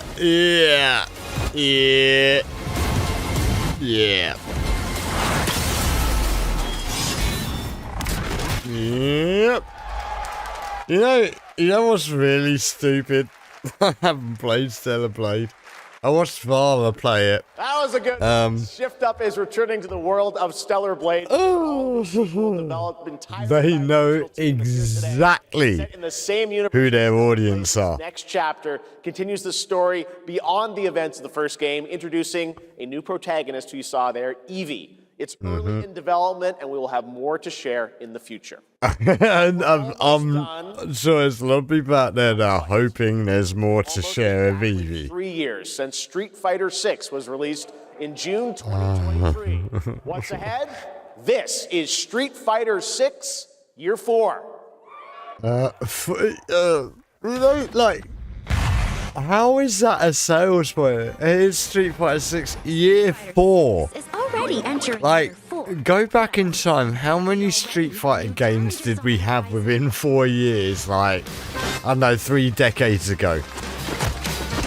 Like, Street Fighter 2, Super Street Fighter 2, Street Fighter 2 Turbo, Hyper Street Fighter 2, Street Fighter 2 Hyper Edition, Street Fighter 2 Championship Edition. Yeah, like, we're talking 5 there, yeah? Like, boy, really, we're on year 4 of Street Fighter 6. Mate. Street Fighter, I don't know, like, we played, 5, I think it was. And goddamn, how many muscles does Ken need? That, like, this franchise has jumped the shark in the games. Please welcome long time ago. Film-wise, though, boy, I'm looking forward to that film. That should be fun. Cody Rhodes is legit as God. 3周年を迎えることができました。そして本日ファイナルファンタジー7との特別コラボレーションを発表します。Thanks to all of you, Street Fighter 6 has reached its 3rd anniversary. Yeah. And today, we're announcing the special collaboration with Final Fantasy. Tifa はですね、世界中のプレイヤーから愛されてきたキャラクターです。だからこそ目指したのは、ストリートファイター6の世界で本当に戦っているティファの姿です。Tifa is a character loved by the players all around the world. That's exactly why our goal was this. I don't know, Tifa's looking less, slightly less ample. 衣装や動きまで再構築してストリートファイターのティファとして形にしました。マテリアもそのままではなく新たなバトルシステムとして再設計しています。Everything from her design to movement has been rebuilt as Tifa the Street Fighter. Materia has also been reimagined as a new gameplay system. そして今日はまだお見せできないんですが、ファイナルファンタジーの象徴的な要素もバトルに落とし込んでいます。We cannot show it today, but we adapted an iconic Final Fantasy element to the battle experience. Yeah. ティファの戦いはまだまだ終わりません。ぜひこれからの展開にも期待してください。Tifa's fight is far from over. We hope you all look forward to what's coming next. ありがとうございます。ありがとうございます。Well, yeah, For all you Street Fighter fans, enjoy that. Hamaguchi-san and Nakayama-san for coming all the way from Japan to join us for that special. All the way from Japan, don't you know? Like, just across the Pacific to the west coast of LA.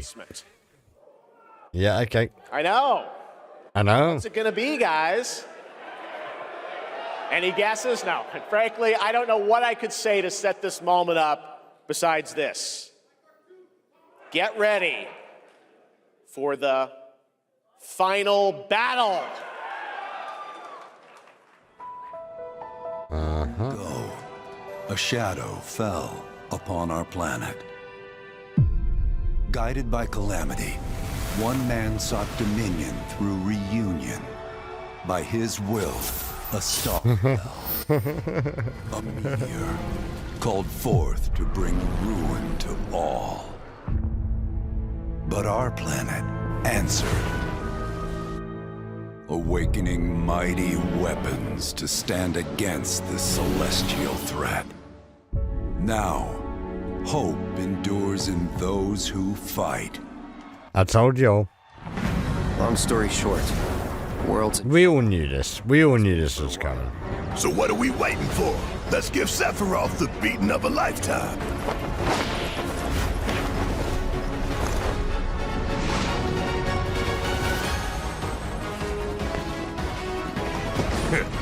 You're mine. I'll make this quick. Good night. The sky's the limit! You know, splitting this into multiple releases is the most cynical bullcrap way they could have done this, man. Like, I still really have a big issue with them splitting this up like this. And I know there's going to be a lot of people out there that are like, meh. No, dude, seriously, like, back in the day, we bought this in a single purchase.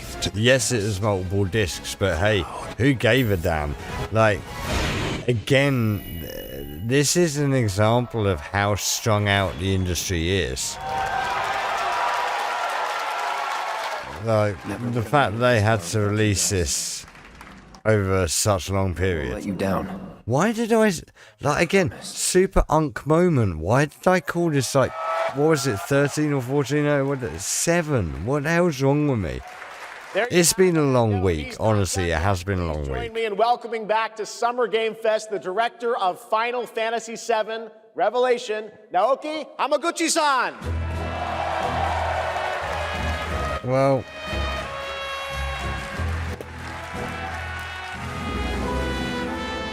how old was Hamaguchi at the time when 7 released? Final Fantasy VII Revelation をマルチプラットフォーム同時で It's just an interesting question because it's like, yeah, it depends which way you want to look at it. Like, yeah, but certainly it shows the legacy of that game in particular. Unveil Final Fantasy VII Revelation, which is launching simultaneously on all platforms. Well, when you say all platforms, what do you mean? And we've only been able to come this far thanks to every single one of you who can. And that's also not a great achievement considering all platforms are basically just PCs, other than the Switch, which is, you know, just an ARM PC. それぞれの決意と向き合います。 The central theme of this title is resolve. Cloud and his companions each confront their own destinies and find the resolve to march toward the final battle. Dude, we know. Because, you know, the majority of us have played Final Fantasy VII, you know. I, too, have carried a promise in my heart throughout this journey, the resolve to see the series through to its very end. 皆さんに最高の形でお届けします。ぜひ見届けてください。 We're committed to delivering this experience in its ultimate form. Please stay with us and witness what lies beyond that resolve. Today, to help guide us on our path, please show me in Welcome to the Stage, the voice of Vincent Valentine, Matt Mercer. Okay.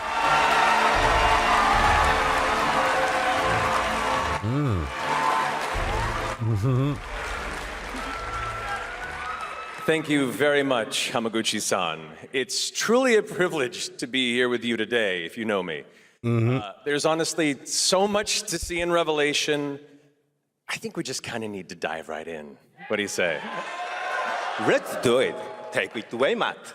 I don't mind if I do. As we reunite with our heroes, that's pretty good. Meteor looms in the skies above, a constant reminder of your mission and the grave threats Almost gives you a feel of E3 for a second there.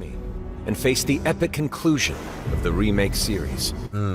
Aboard the Highwind, I mean, it really does say a lot about the value for money out of your game these days. Like I say, we bought this all in one package for a single price back in the day. That's the amount of effort they would put in. That's the amount of value you were getting for your 40 quid, whatever. You need to cover ground fast. And now you have to pay for it 3 times over. And what, 50, 60, 70 quid? Floating through the air like a feather. It's outrageous, man. At any moment in the fact that people are getting super excited about this is again part of the problem. With the wind rushing past, you'll descend. Instead, they should be asking the question of why didn't you give us the complete package in the first place? That freedom is in your hands. But no matter your destination, to defeat your enemy, Chocobo. And that starts with your trusted allies. At long last, with the world wouldn't that like electricity shizzle just fizzle his nizzle? Epic ensemble of heroes, each with their own story that brings you closer together than ever. But a good unit needs more than friendship to save the day. It needs a disciplined combat regiment. The hybrid battle system, established in Remake and refined in Rebirth, is perfected in Revelation, putting even more power in your hands. In fluid, real-time action, seamlessly switch between party members to even the odds. Then, when the fight calls for strategy, enter tactical mode to unleash the speed of powerful new spells and abilities. Activate devastating synergies with your companions. And of course, call on mighty summoned entities that can turn the tide of battle. There's a certain amount of this that still feels a little skin suity, you know, just taking this game and then trying to experiment with it, which is not necessarily a bad thing, but I don't know, just how far away do you eventually get from the original before it's not the original in a way, or a remake of it? Summoning Ifrit never gets old. There are truly some chill-inducing fights ahead in Revelation. I'm so excited to see all of your reactions. I mean, it looks great. It looks beautiful. But the value for money thing is really my biggest issue with the Final Fantasy VII series. Let's have a look at our newest coffin-dwelling companion, Vincent Valentine.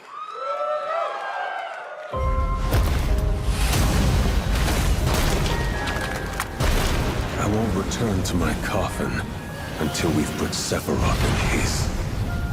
Vincent is a deft gunslinger, capable of delivering precise, high-yield shots. But there's more to this secretive former Turk than meets the eye. The result of experimentation at the hands of Shinra, Vincent can transform into the Galleon beast at the press of a button, gaining tremendous power while transformed.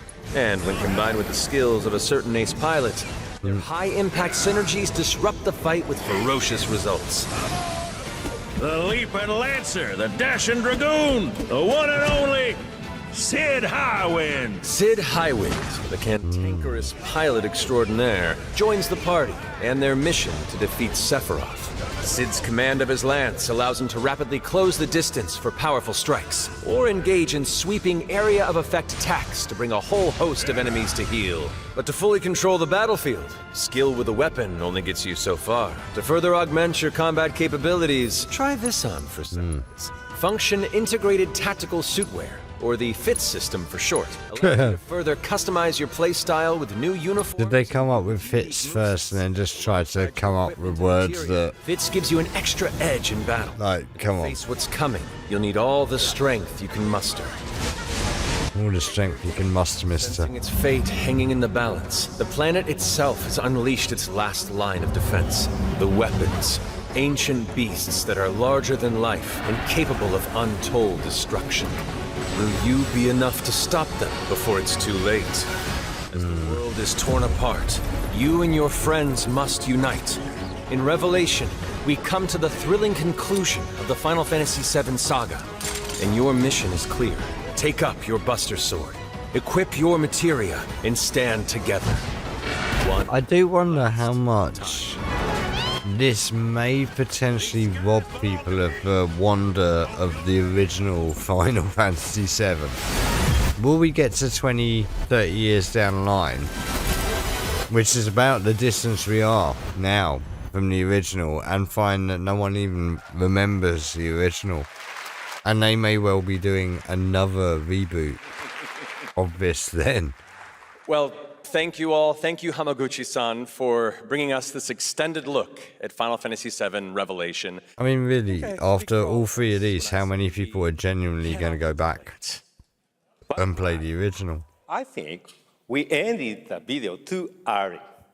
I hate to leave a story unfinished. Is that right? Well then, we better take a look.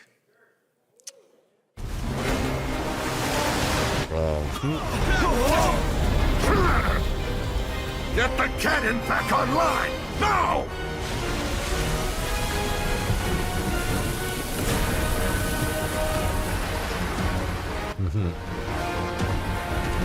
Yeah.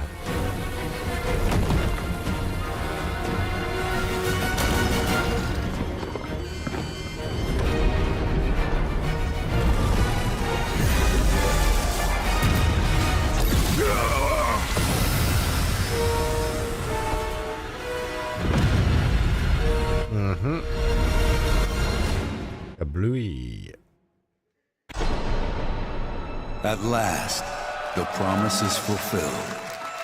The journey. Spring. Okay. Generalization there. That's a long way away, isn't it?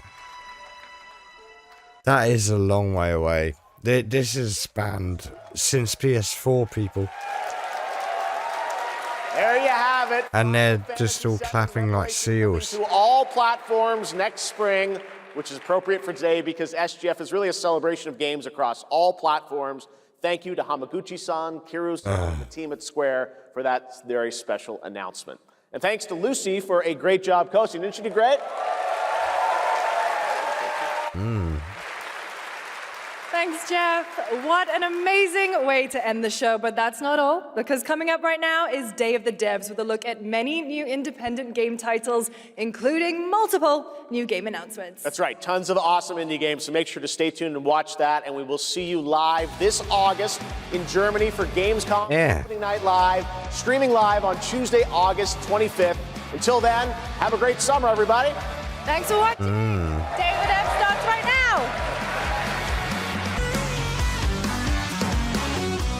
Well, you know... The Dev starts right now! Wow, they're still having issues with their streams, man. Oh, hello. So, what are they doing? Okay, tell you what, let's just drop that down a little bit. So, yeah, there's some good stuff there. There's some okay stuff there.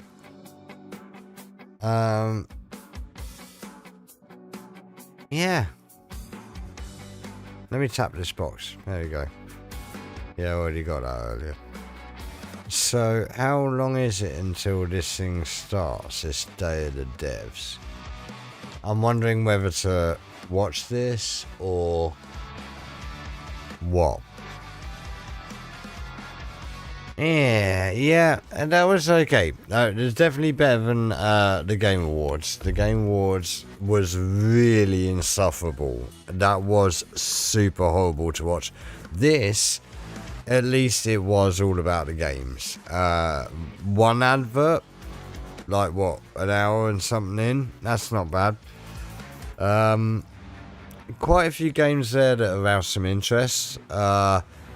Yeah, like I say though, there's so much genericism coming through. Like, all of those zombie horror post-apocalypse, you know, horror genre, just any horror genre.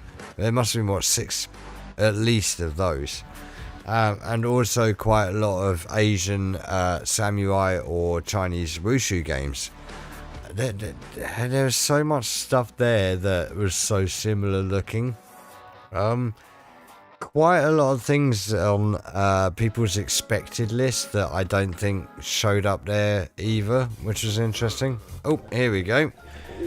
Time for it's time for some pottery throwing. I hope you're ready. Trying to come up with a whole new term for. Hi Tim, don't forget, I worked with this guy. Has so many world premieres on the cave. Ever had before, I think. I think it demands an entirely new term. Day of the Devs, as you know, is a 100% non-profit where it finds and presents the best in new games for you, and also a chance to meet the developers who made them. So while I'm working on this problem, you just sit away. Day of the Devs. What, dude? The skipping is mental. No, okay.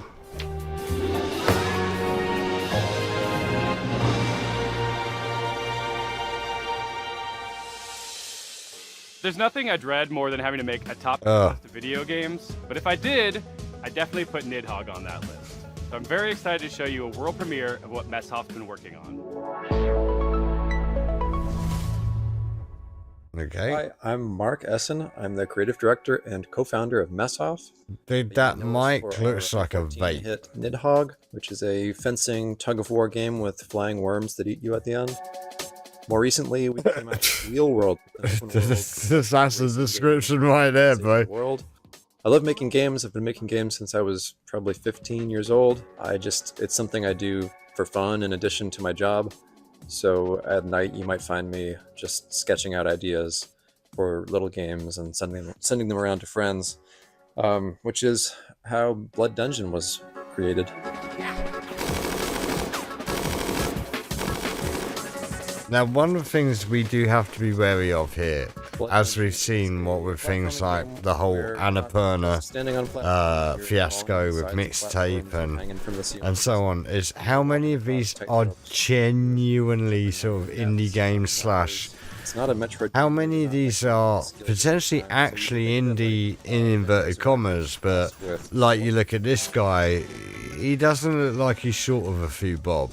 You know what I mean? Missed like animation and just being able to hand animate pixels, and so it was fun to just churn them out, make lots and lots of silly little characters and enemies and stuff. And I think the game turned out really fun. There's a handful of arenas to explore. You'll unlock over 100 weapons. It's like these other Survivor games you've probably played where you're kiting the enemies and they're sort of following you in a big mass. But in this game, you're in a maze as well, a maze with gravity.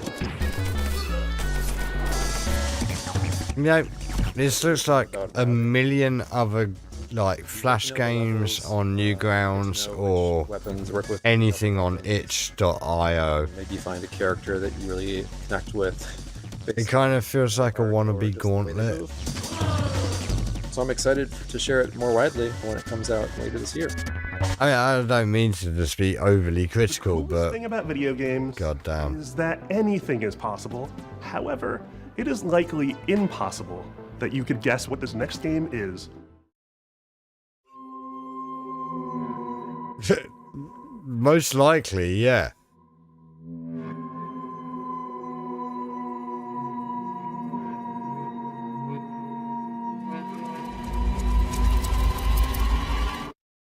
Hello, I'm Andres Bordi, and I'm Mason Smith, also known as Airdorf, and we are very excited to show you Tenebrisomnia, our game, which is a retro survival horror with live-action cutscenes.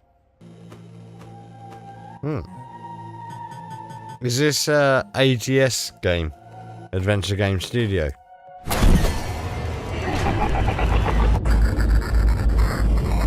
It's definitely got that vibe to it. That's right, these insane madmen actually put in a live-action horror movie made by a professional production company and an award-winning special effects team right here in their Fixel horror game. Sweet. This is pretty interesting.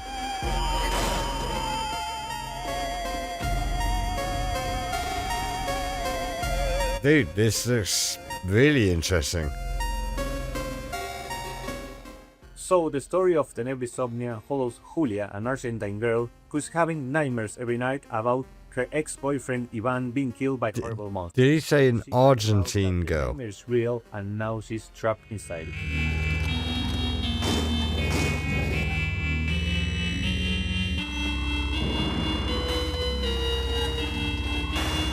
it.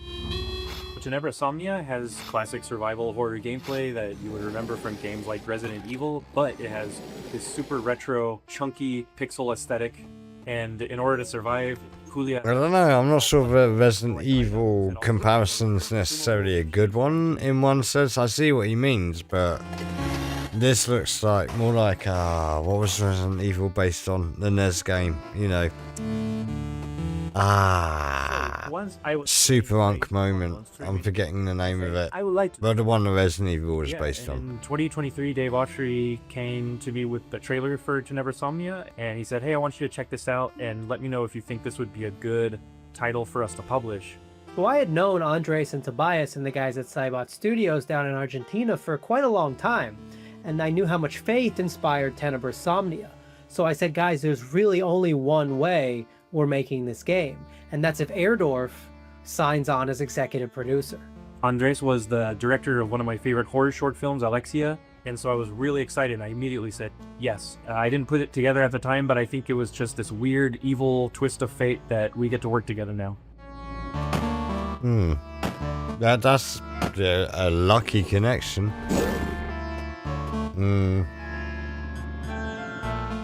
Looks good though. It hasn't been done in a really long time, specifically combining this retro style gameplay with live action scenes that look this. You mean like the old Sierra games like Phantasm and the Laura, what's the name ones? Also television and also the theater. Investigative ones. The was it Mask of Amon-Ra? Make an appearance in live action, and they were achieved using practical and digital makeup and monster VFX by an awards-winning special effects team.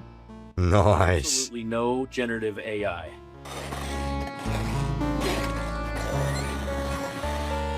The game and the cinematics get really crazy and psychotic towards the end, and I can't wait for y'all to play it. Thank you for giving us the opportunity to show you Tenebrisomnia. Please look for Tenebrisomnia later this year on October the 16th on PC and consoles. Yep, looks pretty good. Looks pretty good. Nightmares, real life horrors, October 16th, 2026. Yeah, that was pretty cool. Get ready to get your groove on with our next title, Mr. Records. Two of the game's designers, who you'll meet in a moment, are also its composers. That is so cool. French developer Glitchies has put together a combination of mechanics and music that'll leave you nodding your head and tapping your feet. Enjoy this world... Universio Revelio is what people call that now. I'm not doing that. Enjoy this world premiere of Mr. Records. But she actually looked quite peed off at the end there. Hi, I'm Charles. And I'm Valentin. We are the composers and game designers behind Glitchy Studio, creators of Headbangers Rhythm Royale and Musical Story. Our small studio focuses on crafting innovative music games, and today we'd like to introduce our new project, Mr. Records. Okay. This is George. He has an extraordinary gift. He can travel through music. As soon as he hears the first notes of a record, he's transported into vivid worlds where he interacts rhythmically with the environment and unfolding events. Okay. Give up your fears. A wide range of musical gameplay experiences shape these journeys, letting you... Okay, but my question is, can I play it with a Guitar Hero controller? Yeah, that genuinely is my first question. Can I play with a Guitar Hero controller? Because if not, don't care. When he's not exploring these musical worlds, George runs his record store. Every journey completed becomes a vinyl available for sale in the shop. Your goal is to understand each customer's needs and match them with the right record. Everyone has their own way of expressing what they're looking for, along with a distinct personality. Their stories intertwine with George's, creating a narrative that is intimate, humorous, and heartfelt. It's so weird, it just feels so much like a mobile game. Records allows you to acquire new ones to play. Is it a mobile game? Because it feels horribly like it. As composers, this record shop setting is really inspiring, as it gives us the freedom to explore a wide range of musical styles. So this is George's life, told track by track. Over 45 songs, each tied to a moment, a memory, or a feeling. It's a cool concept. And recording all those songs, and we'd like to give you a quick preview of the result. I'm sitting in my armchair and I don't know what to do or what to say.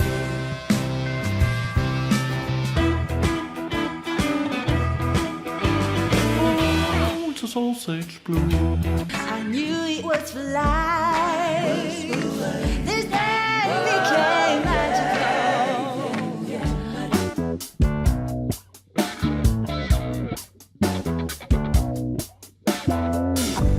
Pieces of you surround me. Take all the bad days about weather, then flip it around and make it. How much of this time do they spend making the game? Because that's all great and everything, but how much time did you spend actually making the freaking game? Into this game. There's still so much more to share about Mr. Records, so stay tuned for more updates coming soon. Bye!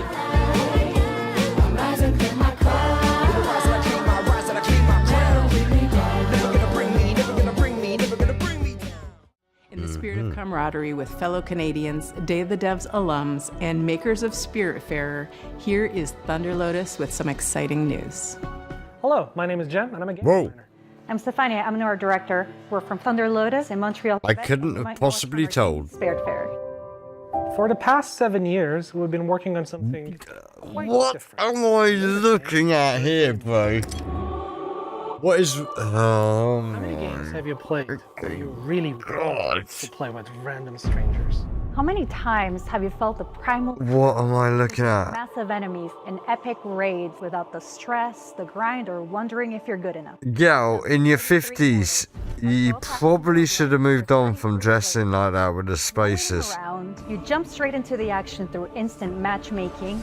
You tear through hordes of enemies sent by God. And what is this Rebel against the wrath of Java Flash game You garbage? can play solo if you want, or with 1, 2, or 3 friends, because in 33 Immortals... Bro, not a single ounce of testosterone in that room. Designing the game so that you want to play with others, even if you don't know them. Use in-game emotes to communicate with your fellow rebels.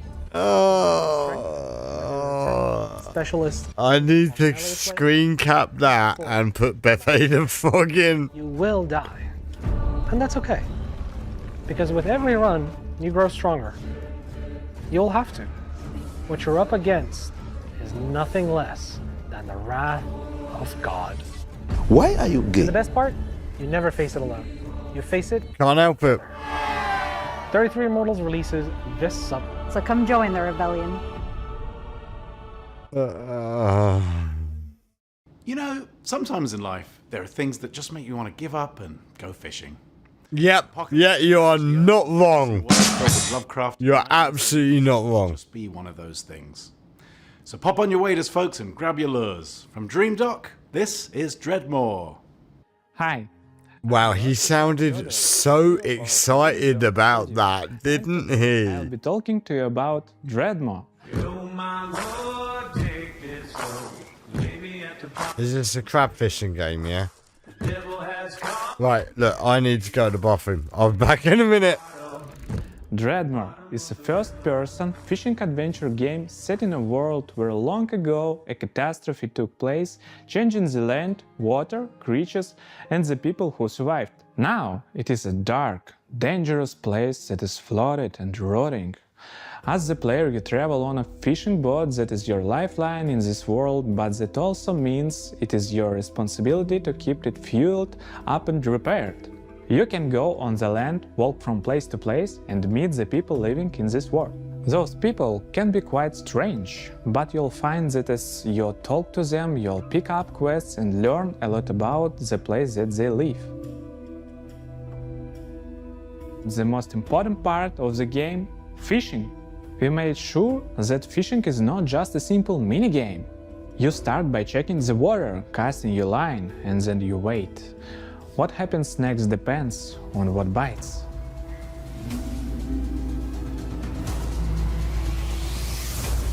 Every type of creature needs a unique way to catch them. The right rod, bait, timing, and some need a completely different approach. And if you want to catch the rarest of creatures, you'll need to be at the right place in the right time. Anything you catch can't be sold to traders or broken down to use for crafting. You can also scavenge and salvage materials that you find. Use for crafting. You can also scavenge and salvage materials that you find. You use a harpoon to pull in floating debris. One man's junk is another man's treasure. If you want to go too deeper into the game, you have to craft bait, harpoons, medicine, and gear. Very often you'll need to make what you need from what you can gather by yourself. There are many things we haven't shown yet, and I'm sure that you'll be surprised by what the game has in store, so make sure that you wishlist the game and join our Discord to stay updated and get more information about our game. Thanks for tuning in, and welcome one and all to the world of Dreadmore.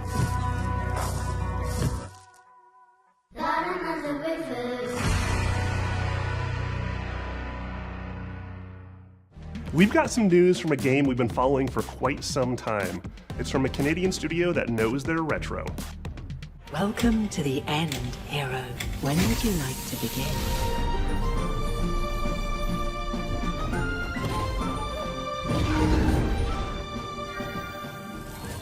Hi everyone, I'm Nick. And I'm Robbie. We're the co-founders of Real Games. Back in high school, the two of us made a promise to each other that we would one day make a love letter to the JRPGs we grew up on. Games like Chrono Trigger, Final Fantasy, Xenogears, the sorts of games that we played right after school, huddled next to a CRT, and the kind of games that decided what we wanted to do growing up. That was over 20 years ago. A few years back, we walked away from our jobs to actually go and do. I'm back. I'm back. What I missed? A turn-based time-traveling RPG. Some of what you're about to see here today hasn't been shown anywhere else yet, including a first look at our time ship, the Needle. You captain the Needle, and you fly between the eras and gather party members from across history, all in a quest. Kind of like Bill and Ted. Of the fallen Time Knights. You can go to the future, you can go to prehistory and see the dinosaurs, and if you'd like, you can even prevent them from extinction and see them evolve through time. Combat is turn-based. You remember Evolution as a Theory, right? It manipulates time in their own way with the goal of interrupting enemies' attacks. How you bend time is key. I'm being facetious, people. Between party members. Time is the through line for our whole game, and you'll definitely feel it in combat. The team that we've put together still does not feel real to us. We've been able to find all of these JRPG fans from across the industry, from AAA veterans to indie darlings who've worked on games like Shovel Knight and Deltarune and more. We're also super fortunate to work with legends from Japan, whose work on Final Fantasy, Xenoblade, and more is part of why we're here today. You know, we can't wait to share more about these legends. This sounds good. It looks like it could be good. It's our lifelong goal to create cherished game experiences. Yeah. Just the way like others did for us back in the 90s and beyond. Yeah. That's our mission that we set out at Real. Well, that looks quite nice. Infused RPGs that awaken cherished childhood memories.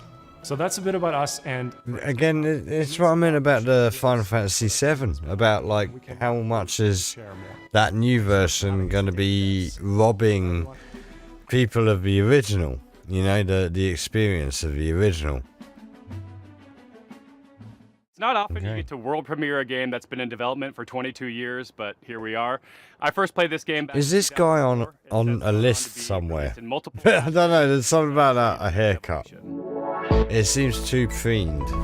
I mean, I've got long hair too, right? Like, I don't take care of it anywhere near as good as he does. I'm Mare. I'm Reagan. And we're MetaNet I used to. Software. You might have heard of our games N, N+, and N++. Today we're delighted to announce that we're back on our bullshit with a little something we like to call N plus infinity times 2.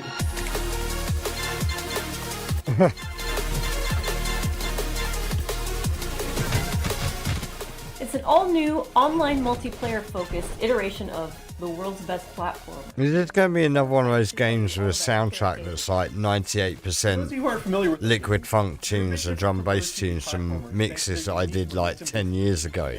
They give them their own distinct. Descenders has a soundtrack that is like literally almost 90% tunes from mixes that I did over a decade ago. Pure distilled gameplay and game feel that you can't get anywhere else. For those of you who don't know, I was a DJ for like over 2 decades. About the hardcore single-player And a musician, not just a DJ. be a solo No offense to DJs, hone your but ninja yeah. skills. There's a difference between classically trained musician. And if you don't have any, I'm a classically trained actor. We've taken our unique brand of acrobatic, virtual athletic 2D action gameplay and used that as a foundation to build 5 fresh, local and online multiplayer game modes. Some game modes are tried and true staples, some are new to the series, and some are new to the Banging too. single player. Won't deny that. Really Ouroboros-ing the Lex. My bro here on the left, he has my actual brother's hair. sacrifice for Like, my actual brother has hair exactly like that, bro. Like, see, this is the problem, right? Like, I'm pretty sure I got my mama's hair, right? And she's what, like 83, and still has a full head of perfect, thick Scottish hair. I'm what, 43, and have a pretty damn good head of hair. By 23, my brother had this bro's hair. into your hands. This is going to be launching something. I love my brother dearly, but If you want to get a taste for yourself, head over to our anyone out there, once he reaches this stage here, yeah, and most of it's time to shave. Go bald, right? times 2 on Asmongold is literally like less than half an inch from this. Enjoy the rest of the show. Thanks. Do not go round the sides and back and tie it up like this guy. Okay, look, when I'm going baldy locks a bit now, man. If I reach that stage, like I say, if I go another ½ inch back, I'm going Bruce Willis, yeah. Who is such a good horse, have created an action roguelite with a wild Boy, oh boy. that you can explore solo or with friends. So settle in and get ready to hear the story of one strange cat. She's got next level freckles. My name is Morten. I'm working on a small Swedish indie studio called She Was Such a Good Horse. Hey, Morten. Done well. It's a roguelike. Are you a fan of the Rasmus? By any chance? Oh, coffee stain. Bit of coffee stain. Dude, you made it! Come sit down. I was just about to tell a little story. Have you ever heard about this very unlucky cat? You know what? This is giving me like serious cool world vibes. Always wondered, how did he end up in this situation? You know what? I'm giving this a... Yeah! Let's go. Yeah. Yeah, okay. Like, see, it's kind of like the supersonic acrobatic rocket power battle cast. Give me 10-15 seconds. I know whether I'm interested. Not this. This is actually like, we watched the Bubsy 4D trailer. Screw that. This instead. Let's have this. Okay. Tofu heart. And after everything and all the lessons learned, suddenly he was face to face with the absurd. This is it. This one is the world. But nah, he failed. Anyways, the moral of the story is... Awesome.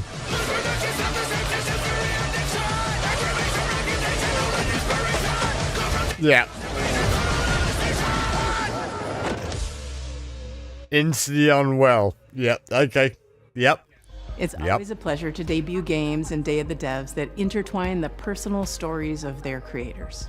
This world premiere is intimately special and worth paying attention to. Bro, why are they trying to make him super annoying? Look, Tim is actually not super annoying, just for anyone out there that wants to know. Real quick, From what I've known of the guy tangentially, at my distance, yeah, not personally, but it seems like a reasonable guy.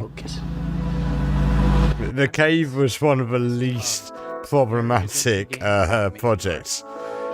Alien Isolation, not so much. Alien Colonial Marines, not so much. Anderson. I'm a software artist, poet, and educator based in New York City, and I did gameplay design and code for Bub. Since I was a little kid, I've always liked... What's with the freaking mics? Pencils or... Look, bro, you can be an indie studio or, like, doing... I mean, it's not actually the studios recording this, right? That showed off... Even those guys a minute ago had, like, a blue. Yeah? Like, blue mics are, like, the most easily pick-upable from Argos or Walmart or whatever.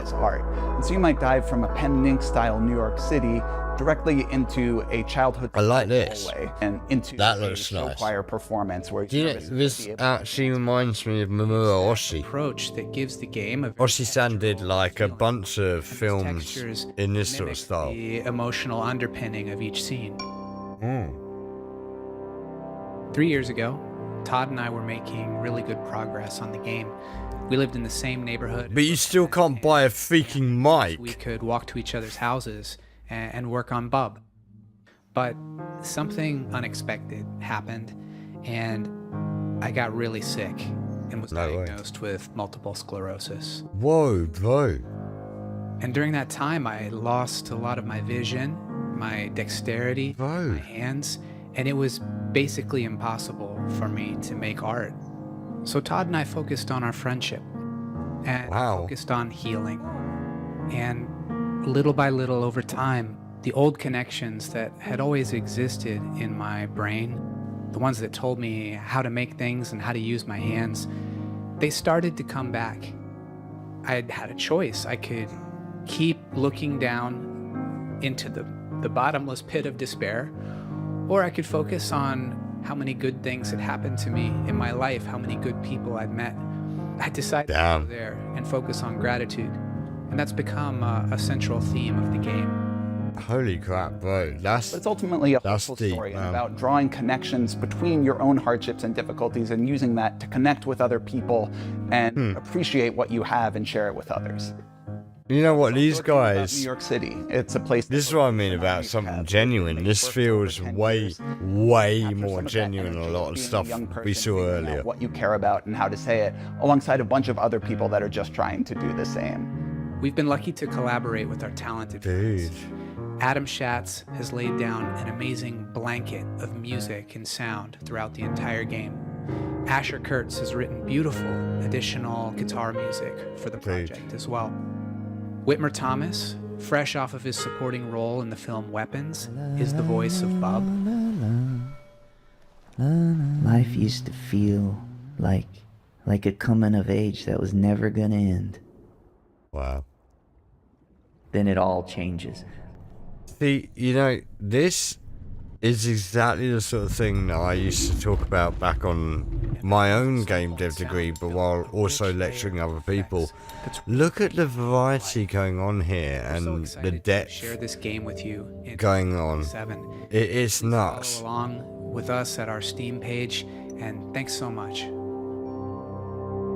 Like, the fact that they got lots of different detail, lots of different styles. Making incredible mobile games. Man, that was a good story, man. Which is a huge cool story. Game community. Now he's back. Let's see if the game is good. I've been intrigued by that one. They've been working on. Hi, I'm Mike Boxleiter, creator of Lazy River. Creator of what? Lazy River, was it?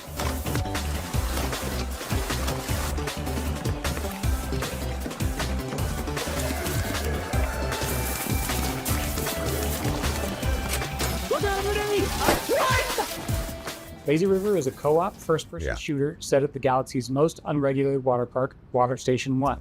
The water park is connected by an infinite lazy river that runs the length of the park. Since the water park is on a space station, they can only use special space water. Because of the special properties of space water, you should not. So, if you do pee in it's the a pool, water go park back up into with a lazy river everyone else in the water in a space station. Okay. Okay. I like that. You and 3 friends are at the park for a fun vacation, but one guy peed in the pool. Now everyone else in the park is a zombie that wants to kill you. You'll need to. Oh no, not another zombie game. Is that 9, 8, 8? No, actually, I'm going to let this one go. It's your floating base, your greatest resource, and the strongest weapon in the game. Dude, this is by gathering air tubes and lashing them together. Yeah. You'll have to leave your raft to scavenge for materials from around the park, however. Dude, like this again, like the tangential thinking, like finished. The zombies are just those lazy days back when you were a kid, like those old water parks that used to be everywhere that are probably closed down now, and down on rivers. So you might have near us. We've got Galifa Falls. There's a little bit down the bottom of that, like Unless you get this. some hop-ons, you're gonna get hop-ons. The voices on the grill to regain your strength. Use scavenged materials to craft armor, turrets, and engines for your raft. Make sure to build something balanced and don't make it too heavy. A raft that can't drive straight is a sitting duck. Build smart. I mean, create your you own know, custom. often you can look at indie games and like feel like they might be like extensions of college projects or uni projects for you know, diploma or degree. This feels like that could have been the initial thing, but this and damage your raft. There's a lot in this that feels like a genuinely pretty inspired idea. Obliterate all organic life in the area. That would really ruin your summer vacation. It's maybe moving a little faster than we're moving. The voiceover is hilarious. I've been making this game with 4 other amazingly talented devs from across the country. That's We're quality. excited to announce Lazy River is coming to early access And next check, year. my boy can at least afford like a wannabe SM58. Uh-oh, I'm dying, help. All right, we'll have these onion rings before we die.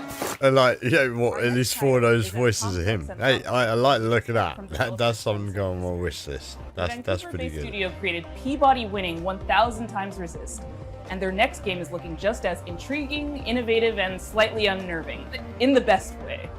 I'm so excited to present Prove You're Human. I have dreamt so long of my body that I know. I think I saw a bit of this before, actually. I have dreamt it into existence. They say you think you're... You know, I think the whole made with Unity or made with Unreal or whatever, I'm hoping soon that is going to become a bit of a bane that people avoid, and maybe made in our own goddamn engine might be a thing again. I also go by Natalie, and I am narrative designer at Sunset Visitor Studios. In our upcoming game, an AI dares to dream that she's human, and it is your job to put her in her place. Prove You're Human is a sci-fi narrative adventure where you play as Santana. You've split your consciousness into 2, and you've been uploaded to a digital world to work. On your first day, you head into the office and you meet a giant face extended off of a mechanical arm. This is Mesa. And day in and day out, you spend time with her. And through doing rather esoteric captchas, you learn more about her as she learns more about you. My name is Daniel Bolio. I'm an artist here at Sunset Visitor, and my background has mostly been in animation here in Vancouver. My first project in games was a game for the Nintendo Switch called Boreal Tenebrae. Animating Mesa is, we're approaching it in a unique way where we're trying to have this balance where there is enough complexity in the animation system so that she's able to hit all these poses and expressions and micro expressions that we want her to hit, but also have the system intuitive enough that the writers are able to control a lot of that animation from within their writing documents through text-based. Mate, like using basically like your iPad or a dude, what the hell is this, sort of bro?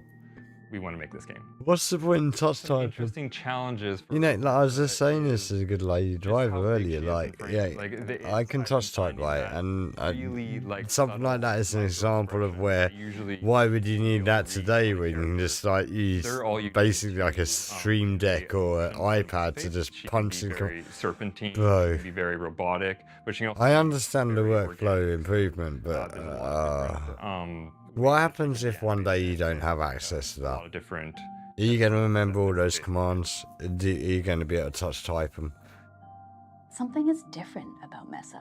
In the middle of the night, you catch her muttering to herself about a body. And not just any body, her body. She is certain that she has a body just like you, which is impossible. So, of course, you do not believe her until one day.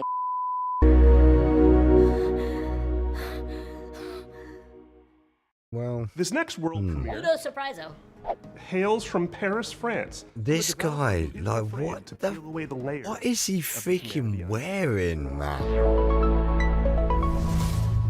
It's all too tight. Video games. Especially that t-shirt. Designed to make us forget about all the worries in our lives, right? Right? That's a beautiful shot right there. I'm Florent Morin from The Pixelant, and we are known for making video games about the most depressing topics imaginable, like forced migrations, or grief, or child abuse. Also, we made one horseback riding game, but this one doesn't count. But why would we do that, you ask? Well, it's not just because we are a bunch of mean, depressed French wannabe existentialists. Of course we are, but we also believe in the power of video games to tell stories that you will care deeply about. Stories we can't afford to ignore. So let me tell you about Ithaca. In this narrative road trip RPG, yeah, I've heard a bit about this. A 30-something environmental rights lawyer who spent the last decade trying to sue big polluting companies and failing miserably. Today, you hop in your car and decide to drive to a place called Ithaca, where you're supposed to meet with friends from the Earth Protection Association you just joined. A perfectly normal thing to do. Except, there's the boss of a big petroleum company tied up in your trunk. Ithaca is a game where you, the player, have to figure out what's going on.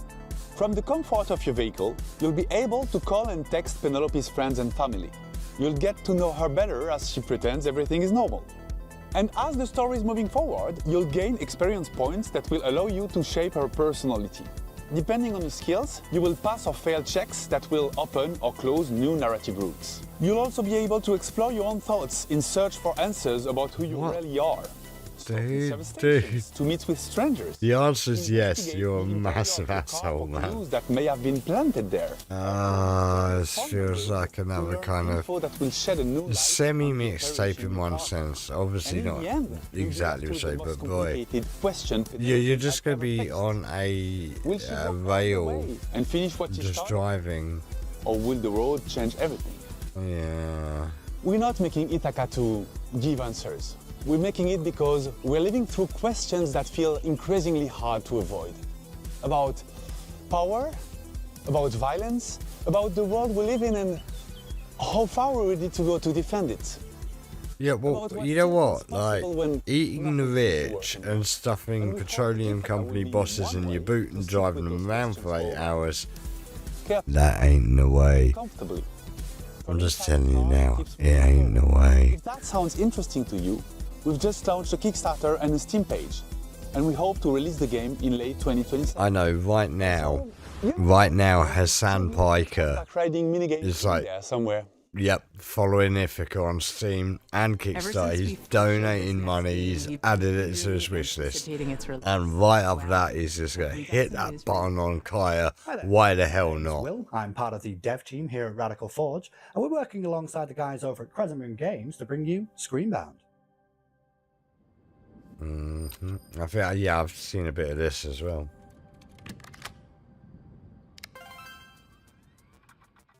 Now, previously on Day of the Devs, Crescent Moon talked about how they initially came up with the idea for Screenbound and showed off some of the early mechanics. But today I wanted to talk about the narrative and show off some of the design choices we've made in the game.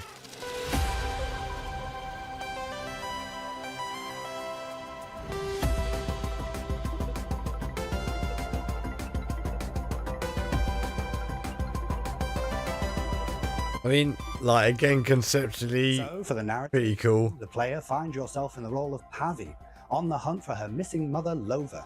Now, after finding a trans-dimensional device called a Q-Boy amongst her things, you are thrust into another dimension.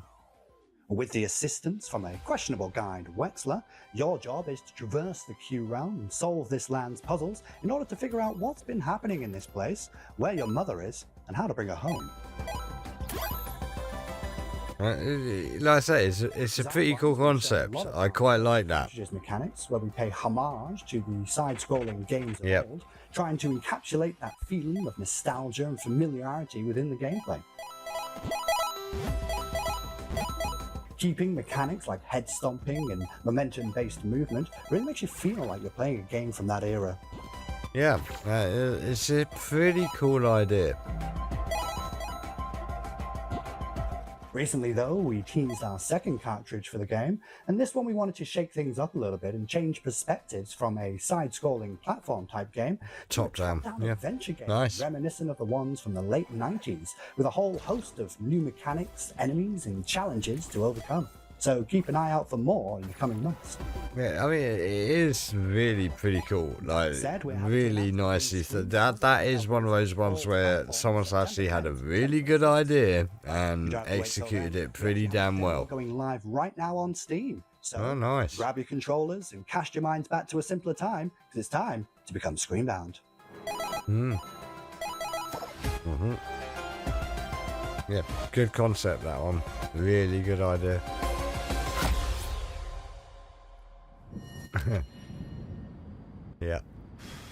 Yeah.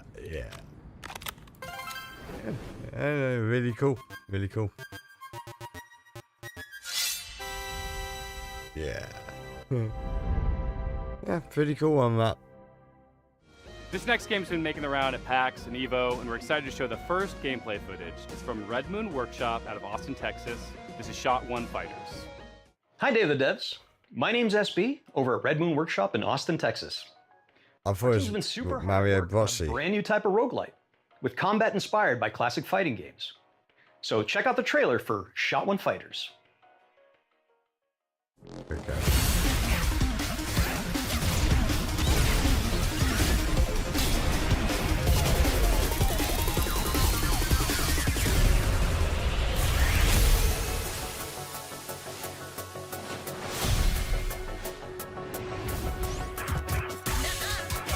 Again, roguelite.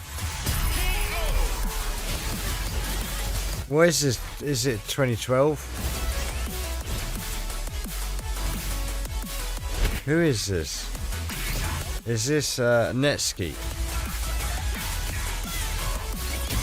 Or who else could it be? There's a whole bunch of people. Netscape's my immediate thought. Muffler is another one.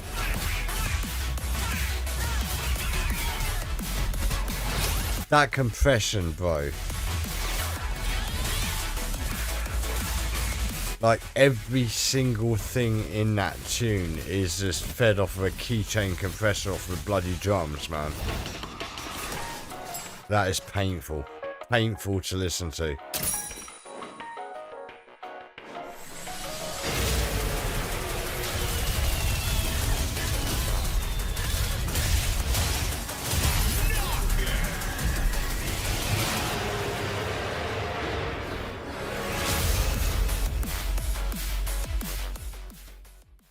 Okay.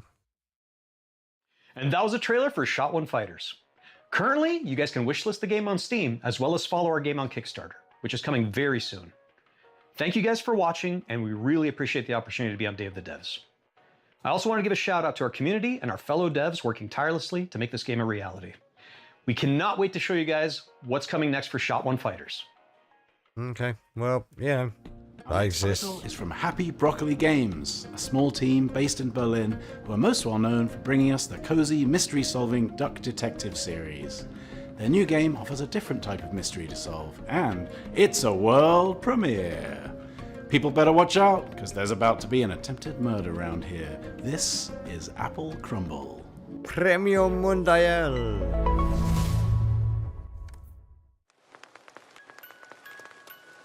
All right, Grandma, here we are. Don't open the door! It's that prick, Ellen. Hey, Jessatron! How's my favourite niece? What the hell is this? I'm Annika from Happy Broccoli Games. You may know us from our games such as Duck Detective, The Secret Salami. That was a really janky cut. Here to investigate a case. Yeah, like, what is it with since Untitled Goose Game came out? Like, everyone's just making like rip-offs. First glimpse of our newest title, Apple Crumble. Okay.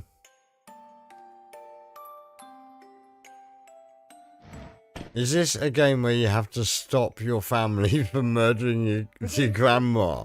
It's your grandma's 84th birthday party, and one of your family members is trying to murder her. Oh, I was entirely right. Stressed out mom, your midlife crisis uncle, your younger sister Millie has been acting weird lately. Just ignore the weird man in your bedroom for now. What? Wait, what? Kinds of thriller narratives. We've been drawing inspiration from things like Agatha Christie, Knives Out, mouthwashing. The frame rate is there's the jank going there, man. Explore your childhood home and work out who you can trust before it's time for tea. Apple Crumble. So wait, it's kind of like Last Supper. If you haven't seen that film, look it up. Good film. And uncover the secrets there. Bill Paxton, great in that film. A good film. Cameron Diaz as well before she was utter garbage. And will be piping hot out of the oven later this year. We hope you enjoy Grandma's birthday. And remember, everyone is a suspect. I'm glad they kept that take. Have you ever dreamt of a game where the main mode of interacting with the world is slapping stuff? Well, your dreams have been answered. Like PS2 did that, didn't they? Wasn't there Kung Fu Slap or whatever the hell that was? Dude. Also, Dungeon Keeper. Hi, I'm Nick from Turbo Button, and I'm excited to introduce you to Hi, Nick. How are you? Solve adventure game coming to PC and console next year. Why are you gay? Is broken. But at Puzzle, we're putting it back together piece by piece. And we want you to join our family of on-demand experts to solve the problems of our paying customers with a personal touch. Think you have what it takes to be a puzzle-solving ninja? A rock star who's not afraid to get your hands dirty? What the hell is this, man? Then reach out and become a Puzz Pal today. That's where you'll apply skills like personal tutor, junk removal, dry docking, commercial plumbing, tech support, caretaking, print-based marketing, whatever the hell this is. We'll slap out of it together. Slap Out of It is an interactive comedy sandbox filled with silly puzzles inspired by classic point-and-click adventure games. This sounds like a interminably immature ass game. You'll be tasked with exploring a very odd office. Will we now? Each floor Oh, is a that's gateway totally to another cool. world, Beavis, filled with new Butthead, pay character stories attention. and strange secrets to discover.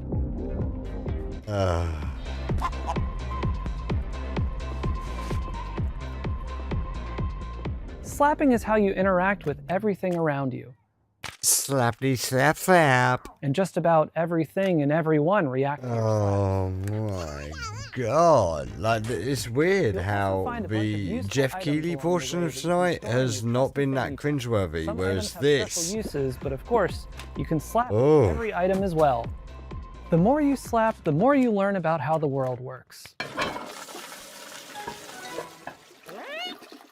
But don't expect everyone to be happy about that.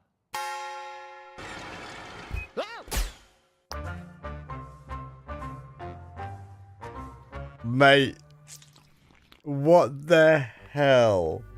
Our team is dedicated to like, interactive comedy and not only is that disgusting, but that dude actually looks so bored. Slap Out of It is our first time doing whatever the hell it is he's doing there. past work while exploring lots of new ideas, and it's all meticulously handcrafted to keep you thinking and laughing at the same time.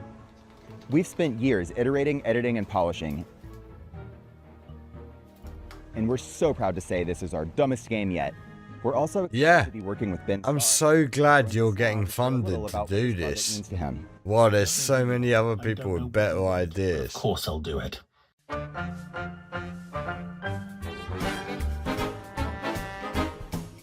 Ah.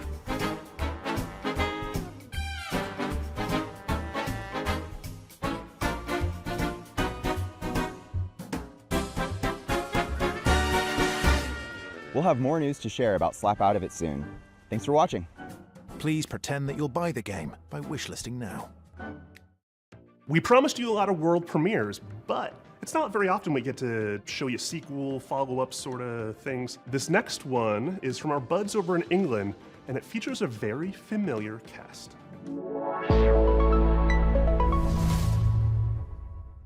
Hello, I'm Gavin Price, studio head at Platonic Games. And I'm Chris Sutherland, programming lead. We're absolutely thrilled to be here to introduce you to the next chapter for our favourite buddy. Oh, Platonic, I know these boys. Cards. And I just had to go get a Scotch egg. Like, I actually had to just go get a Scotch egg at the end of that, because, oh my god. So what, we got like a But this time, they've tricked ukulele kart racer. We're hitting the track in a unique style to give karting fans an experience like no other. Yep. Above all, skill reigns supreme. With Super Ukulele Kart, we're building a racing game that rewards mastery of its many mechanics, tracks, items, and perks. This isn't just a Sunday drive. It's a high-speed, high-skill, pixel-perfect racing showdown. Think of it as the definitive competitive karting adventure. It's just a touch more lizard and bat than your usual Grand Prix.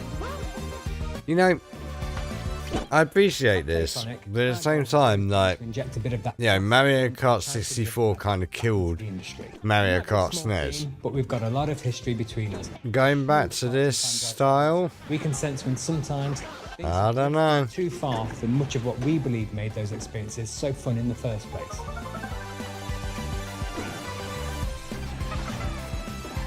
If the racing mechanics and the physics are good, then yeah, I'm happy. Super Ukulele Kart is quick to pick up, but for hardcore genre fans... You have to excuse me, I'm eating a Scotch egg because it's like 1 in the morning here. I need to eat. Skill level even further, with new racing techniques, unleashing outrageous attacks on your opponents, and gaining every advantage possible right up to the finish line. Not only that, we want you to be able to have your karting cake and eat it too. With Super Ukulele Kart, you'll be able to set up races with an unparalleled degree of customization and flexibility, guaranteeing endless ways to compete with your friends to whatever extremes you desire. Right. Can't wait to see you on the track and test ourselves against you too. Okay. Thank you so much for letting us share Super Ukulele Kart with you today. We've been fine-tuning this one for a while. You know, that's like $4.99. Yeah, probably worth it. Support us, please do head over to Steam to follow and wishlist the game. It truly makes a massive difference for us. We'll also be hosting a series of beta tests very soon, so do keep an eye out for how to sign up. We'd love your help in getting this across the finish line and making the game the definitive karting experience. Thanks for watching. We'll see you in the starting. There you go. Can't wait to reveal more features soon.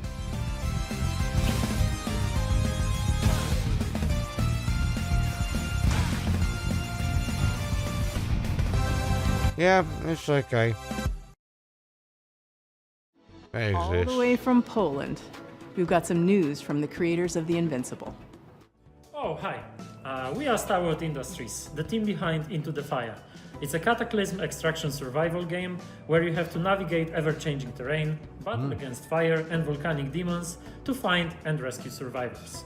In order to truly capture the high-stakes pressure, obviously, and fire physics itself, we didn't just read the manuals. We took part in a fire safety training and participated in professional research sessions, and honestly, we are probably the most fire-ready team in the whole industry. You could say, in other words, that we truly know how to handle the heat. Tak, rozumiem. It was supposed to be a quiet trip, but this place was already breaking. Dust Runner here, back in New Syndra. Nothing's settled. Chech. Shifting, rocks coming down. You'll feel it soon enough. You know what to look for. Bring it back. Don't stop moving.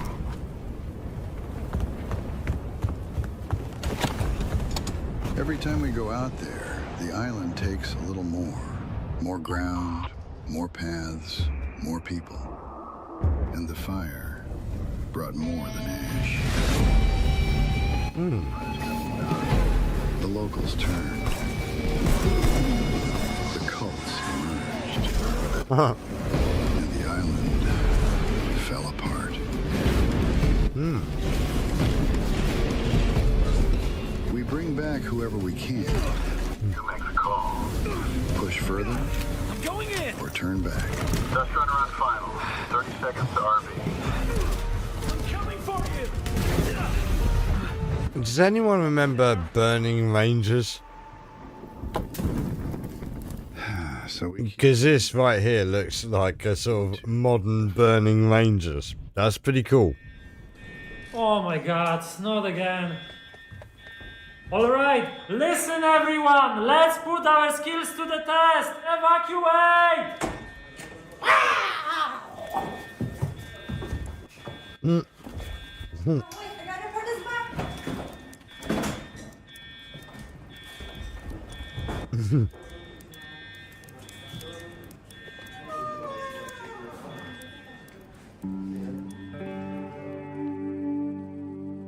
You know what's funny? I used to be the fire officer at Sega. Series of well-known cooperative puzzle platformers. A number of times I kind of joked about basically just going, screw you guys, I'm out. I don't know about you folks, but he's really trying my patience. Oh.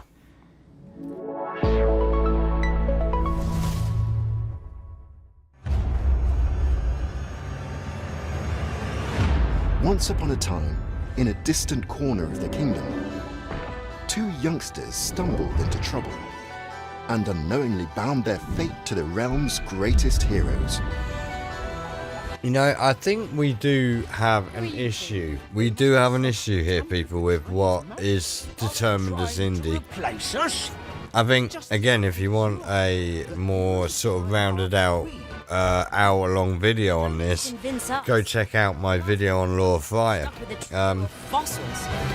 She has no idea what an indie company is, by actual definition. Hold on, everyone! And watch out! Don't underestimate us.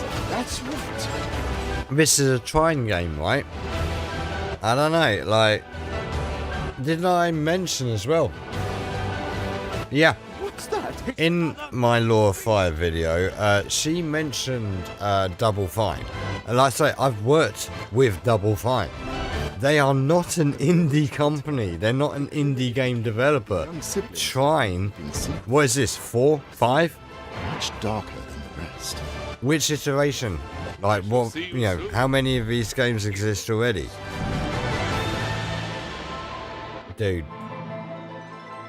Trine 6. Detective caps. Why is this under, like, the indie bracket? For their atmospheric, character-driven games like Martha is Dead.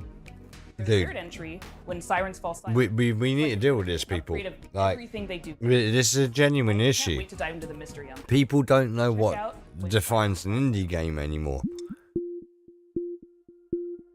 What we need is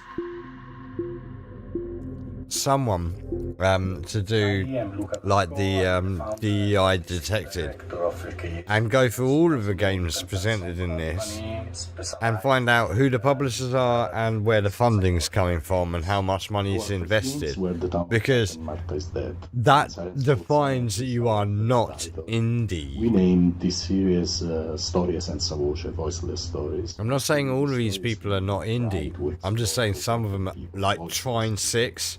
We aim to shine a light on their suffering because they deserve. Maybe I'm misinterpreting, but as far as I could tell, when this started, this was supposed to apparently be about indies, right?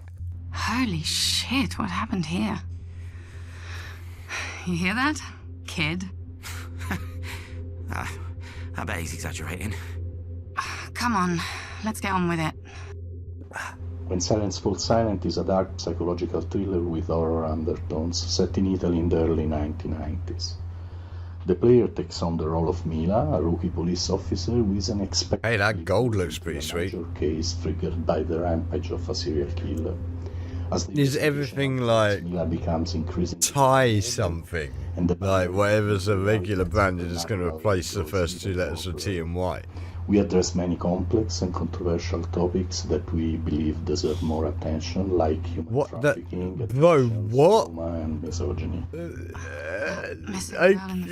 Dude, what? Are we going to save her? If you know, you know. I'm nervous to think she's If you know, you know. What? I'm sure we'll be the ones to find her. And you will become the new commissioner. Instead of that pathetic little man. I don't know about that. You like to. That's some janky animation. The core of When Silence Falls Silent story, and we are placing a strong focus on character interactions alongside a structured and rich gameplay experience, including branching dialogues, investigation mechanics. Man, like this dude has a creepy voice. And some rather significant surprises. Yeah, we are going to UV lamp has shown up mess large with your traces of blood. mind, yeah. Why did that man bring me here? It must be an important clue. That lagoon is cursed. Based on previous choices, the protagonist's inner fragilities will gradually emerge and significantly change the way the game's story is experienced. This is a huge evolution for us as a studio, and we really hope you can feel the passion we are putting. Hold on, I didn't notice his Martha is dead. But like, this has been out a while, isn't it? DNA that defines RKA games. Thank you very much for watching. I know when Silence Falls Silent. Yeah, I'd say my mistake. I just thought, I don't know why you stood in front of that poster when you're promoting this game. Well, that's our show. Thanks for watching. Thanks to all our sponsors for making this possible. Thanks to all for making and sharing their games with us. And thanks to you for watching. You can go wishlist these games. That really helps the developers. And I hope you enjoyed all the Electro Surprisos. That's the cool one, right? That's what we're going with. Thank you to our generous sponsors, without whom Day of the Devs would not exist. Baller Games, 47 Communications, right? The Game Awards. Okay, I think we're pretty much done here. Sony Interactive. You know, I would go back and like flick through the stream and pick out favorites, but honestly, it is. If you don't know who it's 1:05 in the morning here in the UK. For the industry, I'm really tired. It's been a long week. We got another stream on Sunday, so I will. I'll do some shorts of this, but I'll also probably do a couple of videos focusing on the things that I thought were good and bad about this. And a very special thanks to Dose One for our beats and music in the show. And an extra special thank you to Geoff Keighley for continuing to shine. Screw Geoff Keighley, don't care. Day of the Devs is a non-profit organization that survives and thrives due to generous donations from sponsors, individuals, developers. This is a non-profit org. What the hell? People, and you feel so inclined. Why don't you just put your money in? Like Tim Schafer, you have plenty of dollar to pay for this yourself. Wow. Is that it? Is that everything they got for us? I'm pretty sure it is. Okay, so look, yeah, like I say, there's been some good stuff, there's been some mediocre stuff, but overall, you know, it's not horrible. You know what, it's not been a terrible night. They've done all right. Geoff Keighley maybe did listen to the internet after TGAs last year. He definitely wasn't as insufferable. That was a good portion. Yeah, they did all right with that.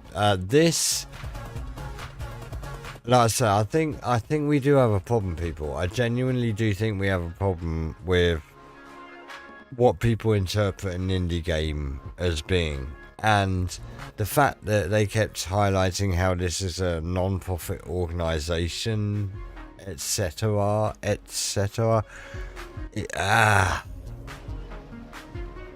It doesn't feel good. It feels actually a bit grotty and a bit access media, you know. But I think that's us done. I think that might be us done for the night. So, like I say, there's some good stuff there. We've seen a lot of stuff. We're at, what, 3 hours 22 now. So about 3 hours of actual show. There's a few things that piqued my interest in there.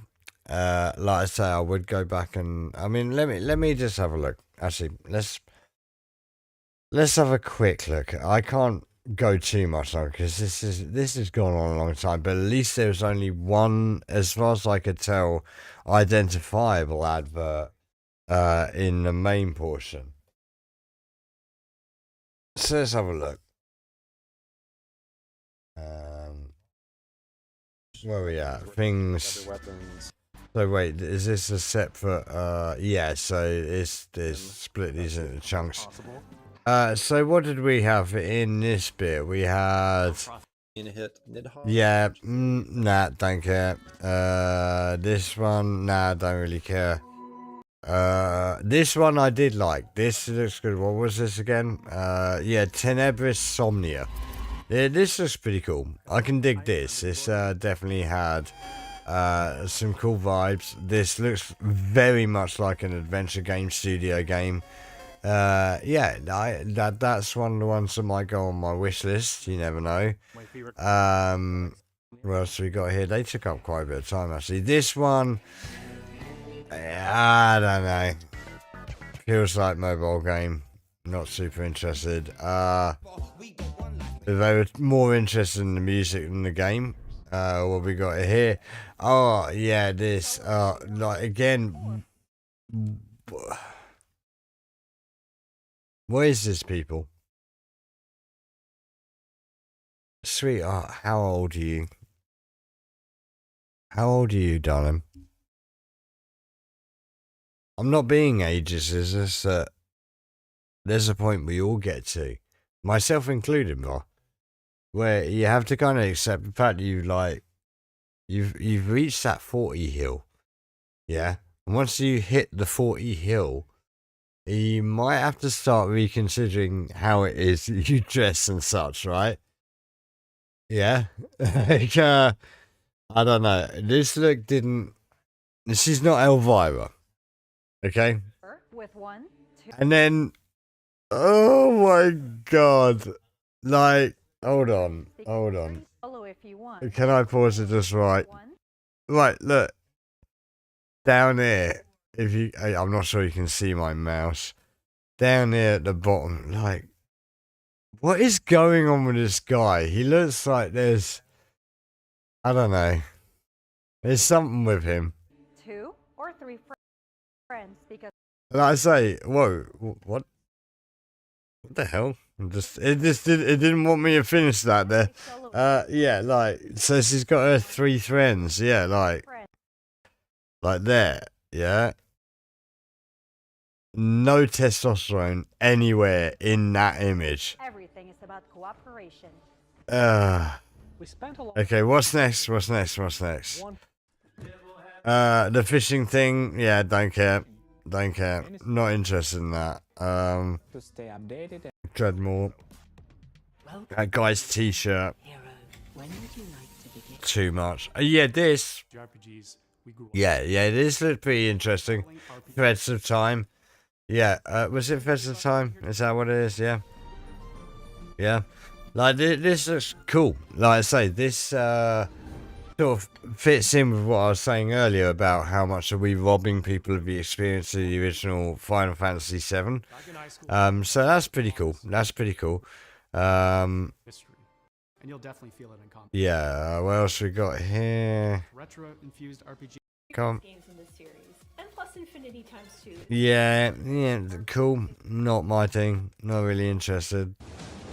This definitely, yep, looks pretty cool. This looks, like I say, it's kind of makes me think of Bubsy, but not Bubsy.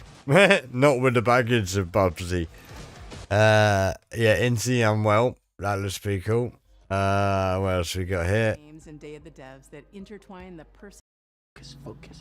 Yeah, this one here. Case, and this is Bub, a narrative adventure. I think this one's the standout for me. If I'm honest, I think this one, and it's not just because of the story of this guy getting multiple sclerosis, which in itself is one hell of a thing. Like that, people need to understand that's a life-changing thing. Like he says, he loses sight and such. Look at this, like this is what I was talking about. I said earlier about lectures and seminars at game dev. Like this is the sort of games we should be making with the technology we have now. Being able to blend mixed media like this, I'll say, yeah, this is my standout. I think this is my standout. It does a lot of different media types within its purview, and I think it's going to do them quite well by the looks of it. I mean, look at that. Like, that's really good, man. It's really nice. 3 years ago. So yeah, I think this one's possibly my standout. But please, someone, I might do it myself. Just buy them a goddamn mic. Yeah. Get them something that isn't just a handheld like Zoom. Whatever recorder. Was diagnosed with multiple sclerosis. Yeah, that one's definitely up there. I mean, and share it with others. Bub is also I think the graphics, that's the thing that just captures me the most. Is that they've gone through. Do people remember South Park? That's kind of what it really initially sort of started making me feel like, especially when you got to the felt bits of how South Park used to be made with felt and stop frame. Even this, like, just there's a lot of heart and soul in that game that I don't think we saw the rest of the night. So definitely, that one's my pick of the night, I think. Life used to feel like this isn't a little bit more. That was never gonna end. Then it all changes. Look at that. I mean, let's say that this is, people actually thinking. Built a rich layer of some detail. That's really bringing the game to life.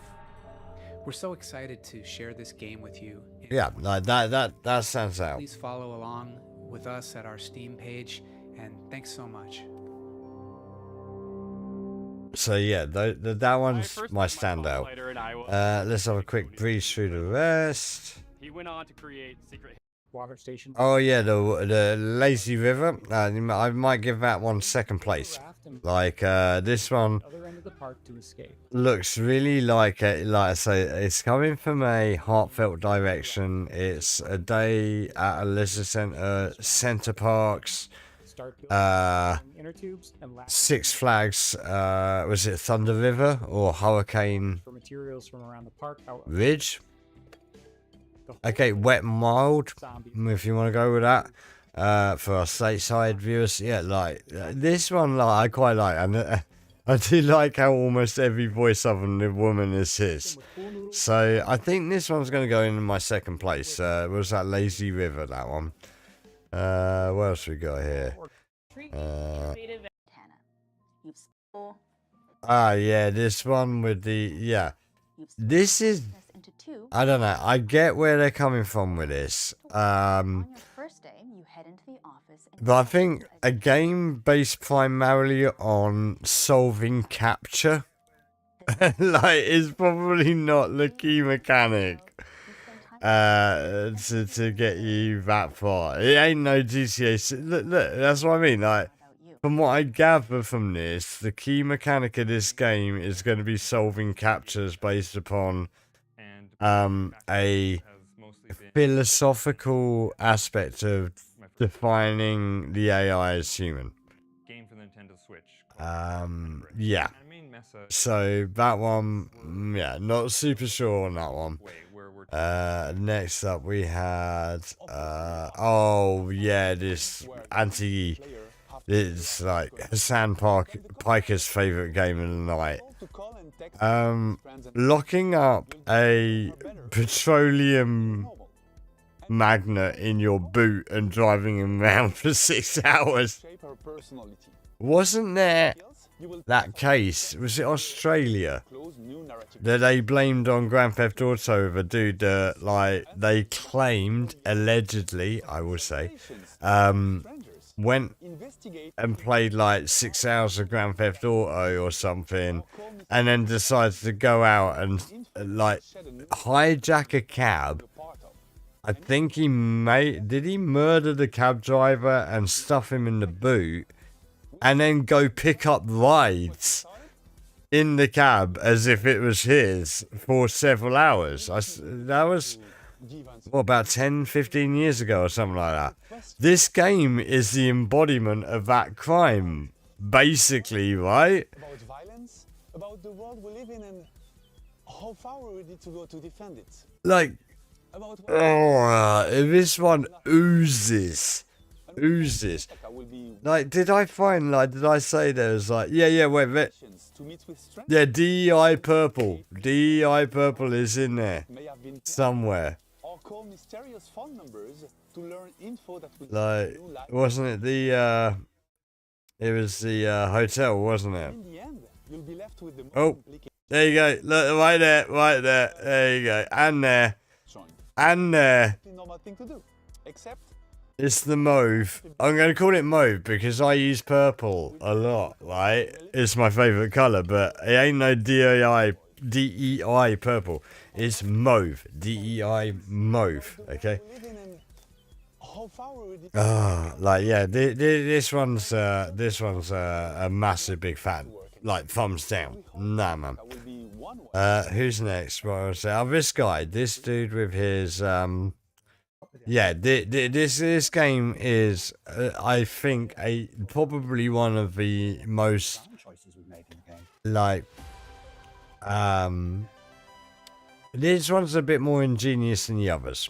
Yeah, this one's a little more thought put into it. Should this go second or third? This is definitely in that top 3. Like, so, yeah, because this actually has got a proper unusual concept to it of playing in a 3D platformer whilst also holding a Game Boy, essentially, while playing the 2D platformer on the Game Boy that represents what you're doing in the 3D realm. Like, this is a good one, so that goes in my top 3 as well. What else we got here? On a brand new type. Oh, yeah, this one kind of just looks like very generic. I'd say the use of drum and bass tunes that I was mixing over a decade ago, that probably doesn't help this one either. Yeah, nah, not super interesting, that.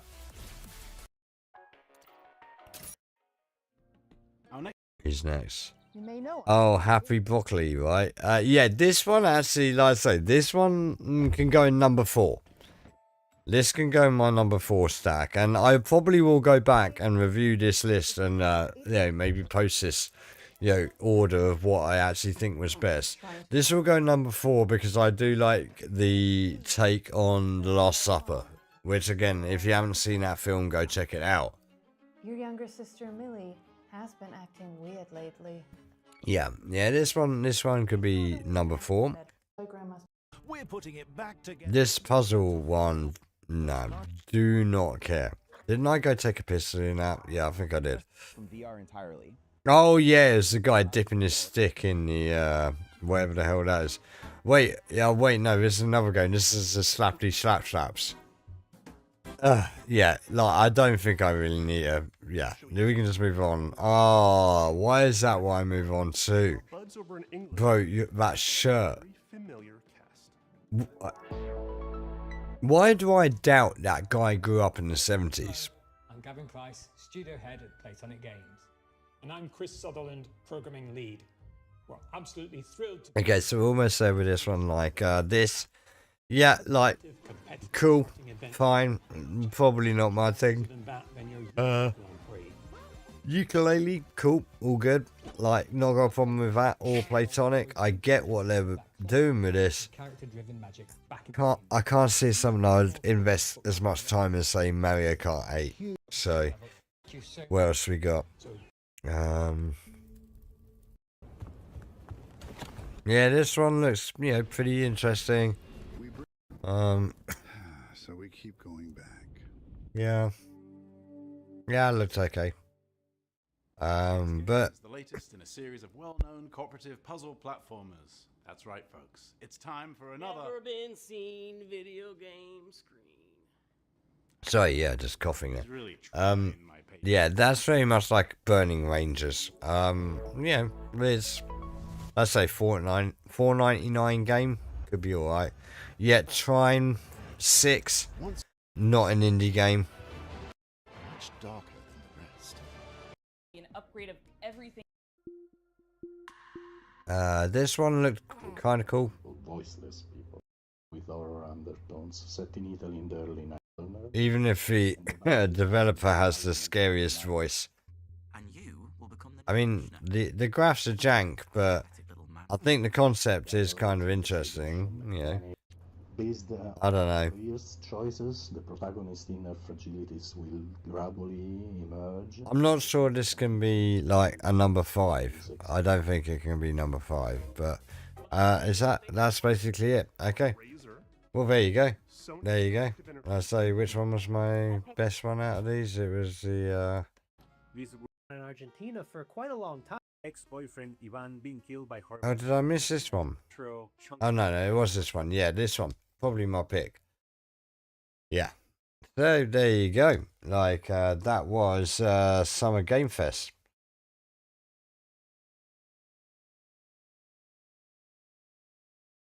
Not super sure what else to say really. It's not blow your mind. We didn't have any Halo 3. We didn't have sorry, Halo 3, Half-Life 3. We didn't have any Steam Machine announcements. Most of what we expected to see, we saw. Obviously, Alien Isolation 2. You know, still no Crazy Taxi. Instead, a RGG Studio flipping Virtua Fighter game that follows. Like I say, I was saying it when I was working there. We need to have a game that goes like, kind of like Streets of Rage in one sense. You like go side scrolling or, you know, third person perspective adventure game that when it does come to having a fight, it goes into 2D perspective and it's like, you know, Virtua Fighter. Like, I know they don't give a damn about what I said back then, but boy, does that sting to see them potentially making that game now, along with all the other things, like even the why don't you tap into your old franchises.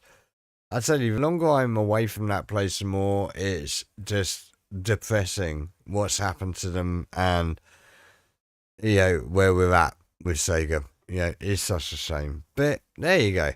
I think, you know, that's probably a good point to tie things up, because it is late. It is what, 27 minutes past 1, 25 past 1.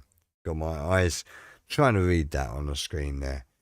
So there you go. That's been Summer Game Fest 2026 from the Dolby Theatre.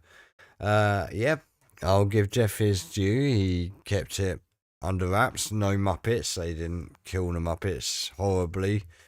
Yeah, a lot of cool games. I'm impressed. There's actually quite a lot of really cool games there. Very few adverts.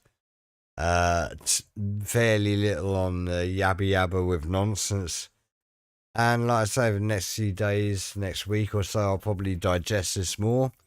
I will definitely be getting back to streaming some games soon.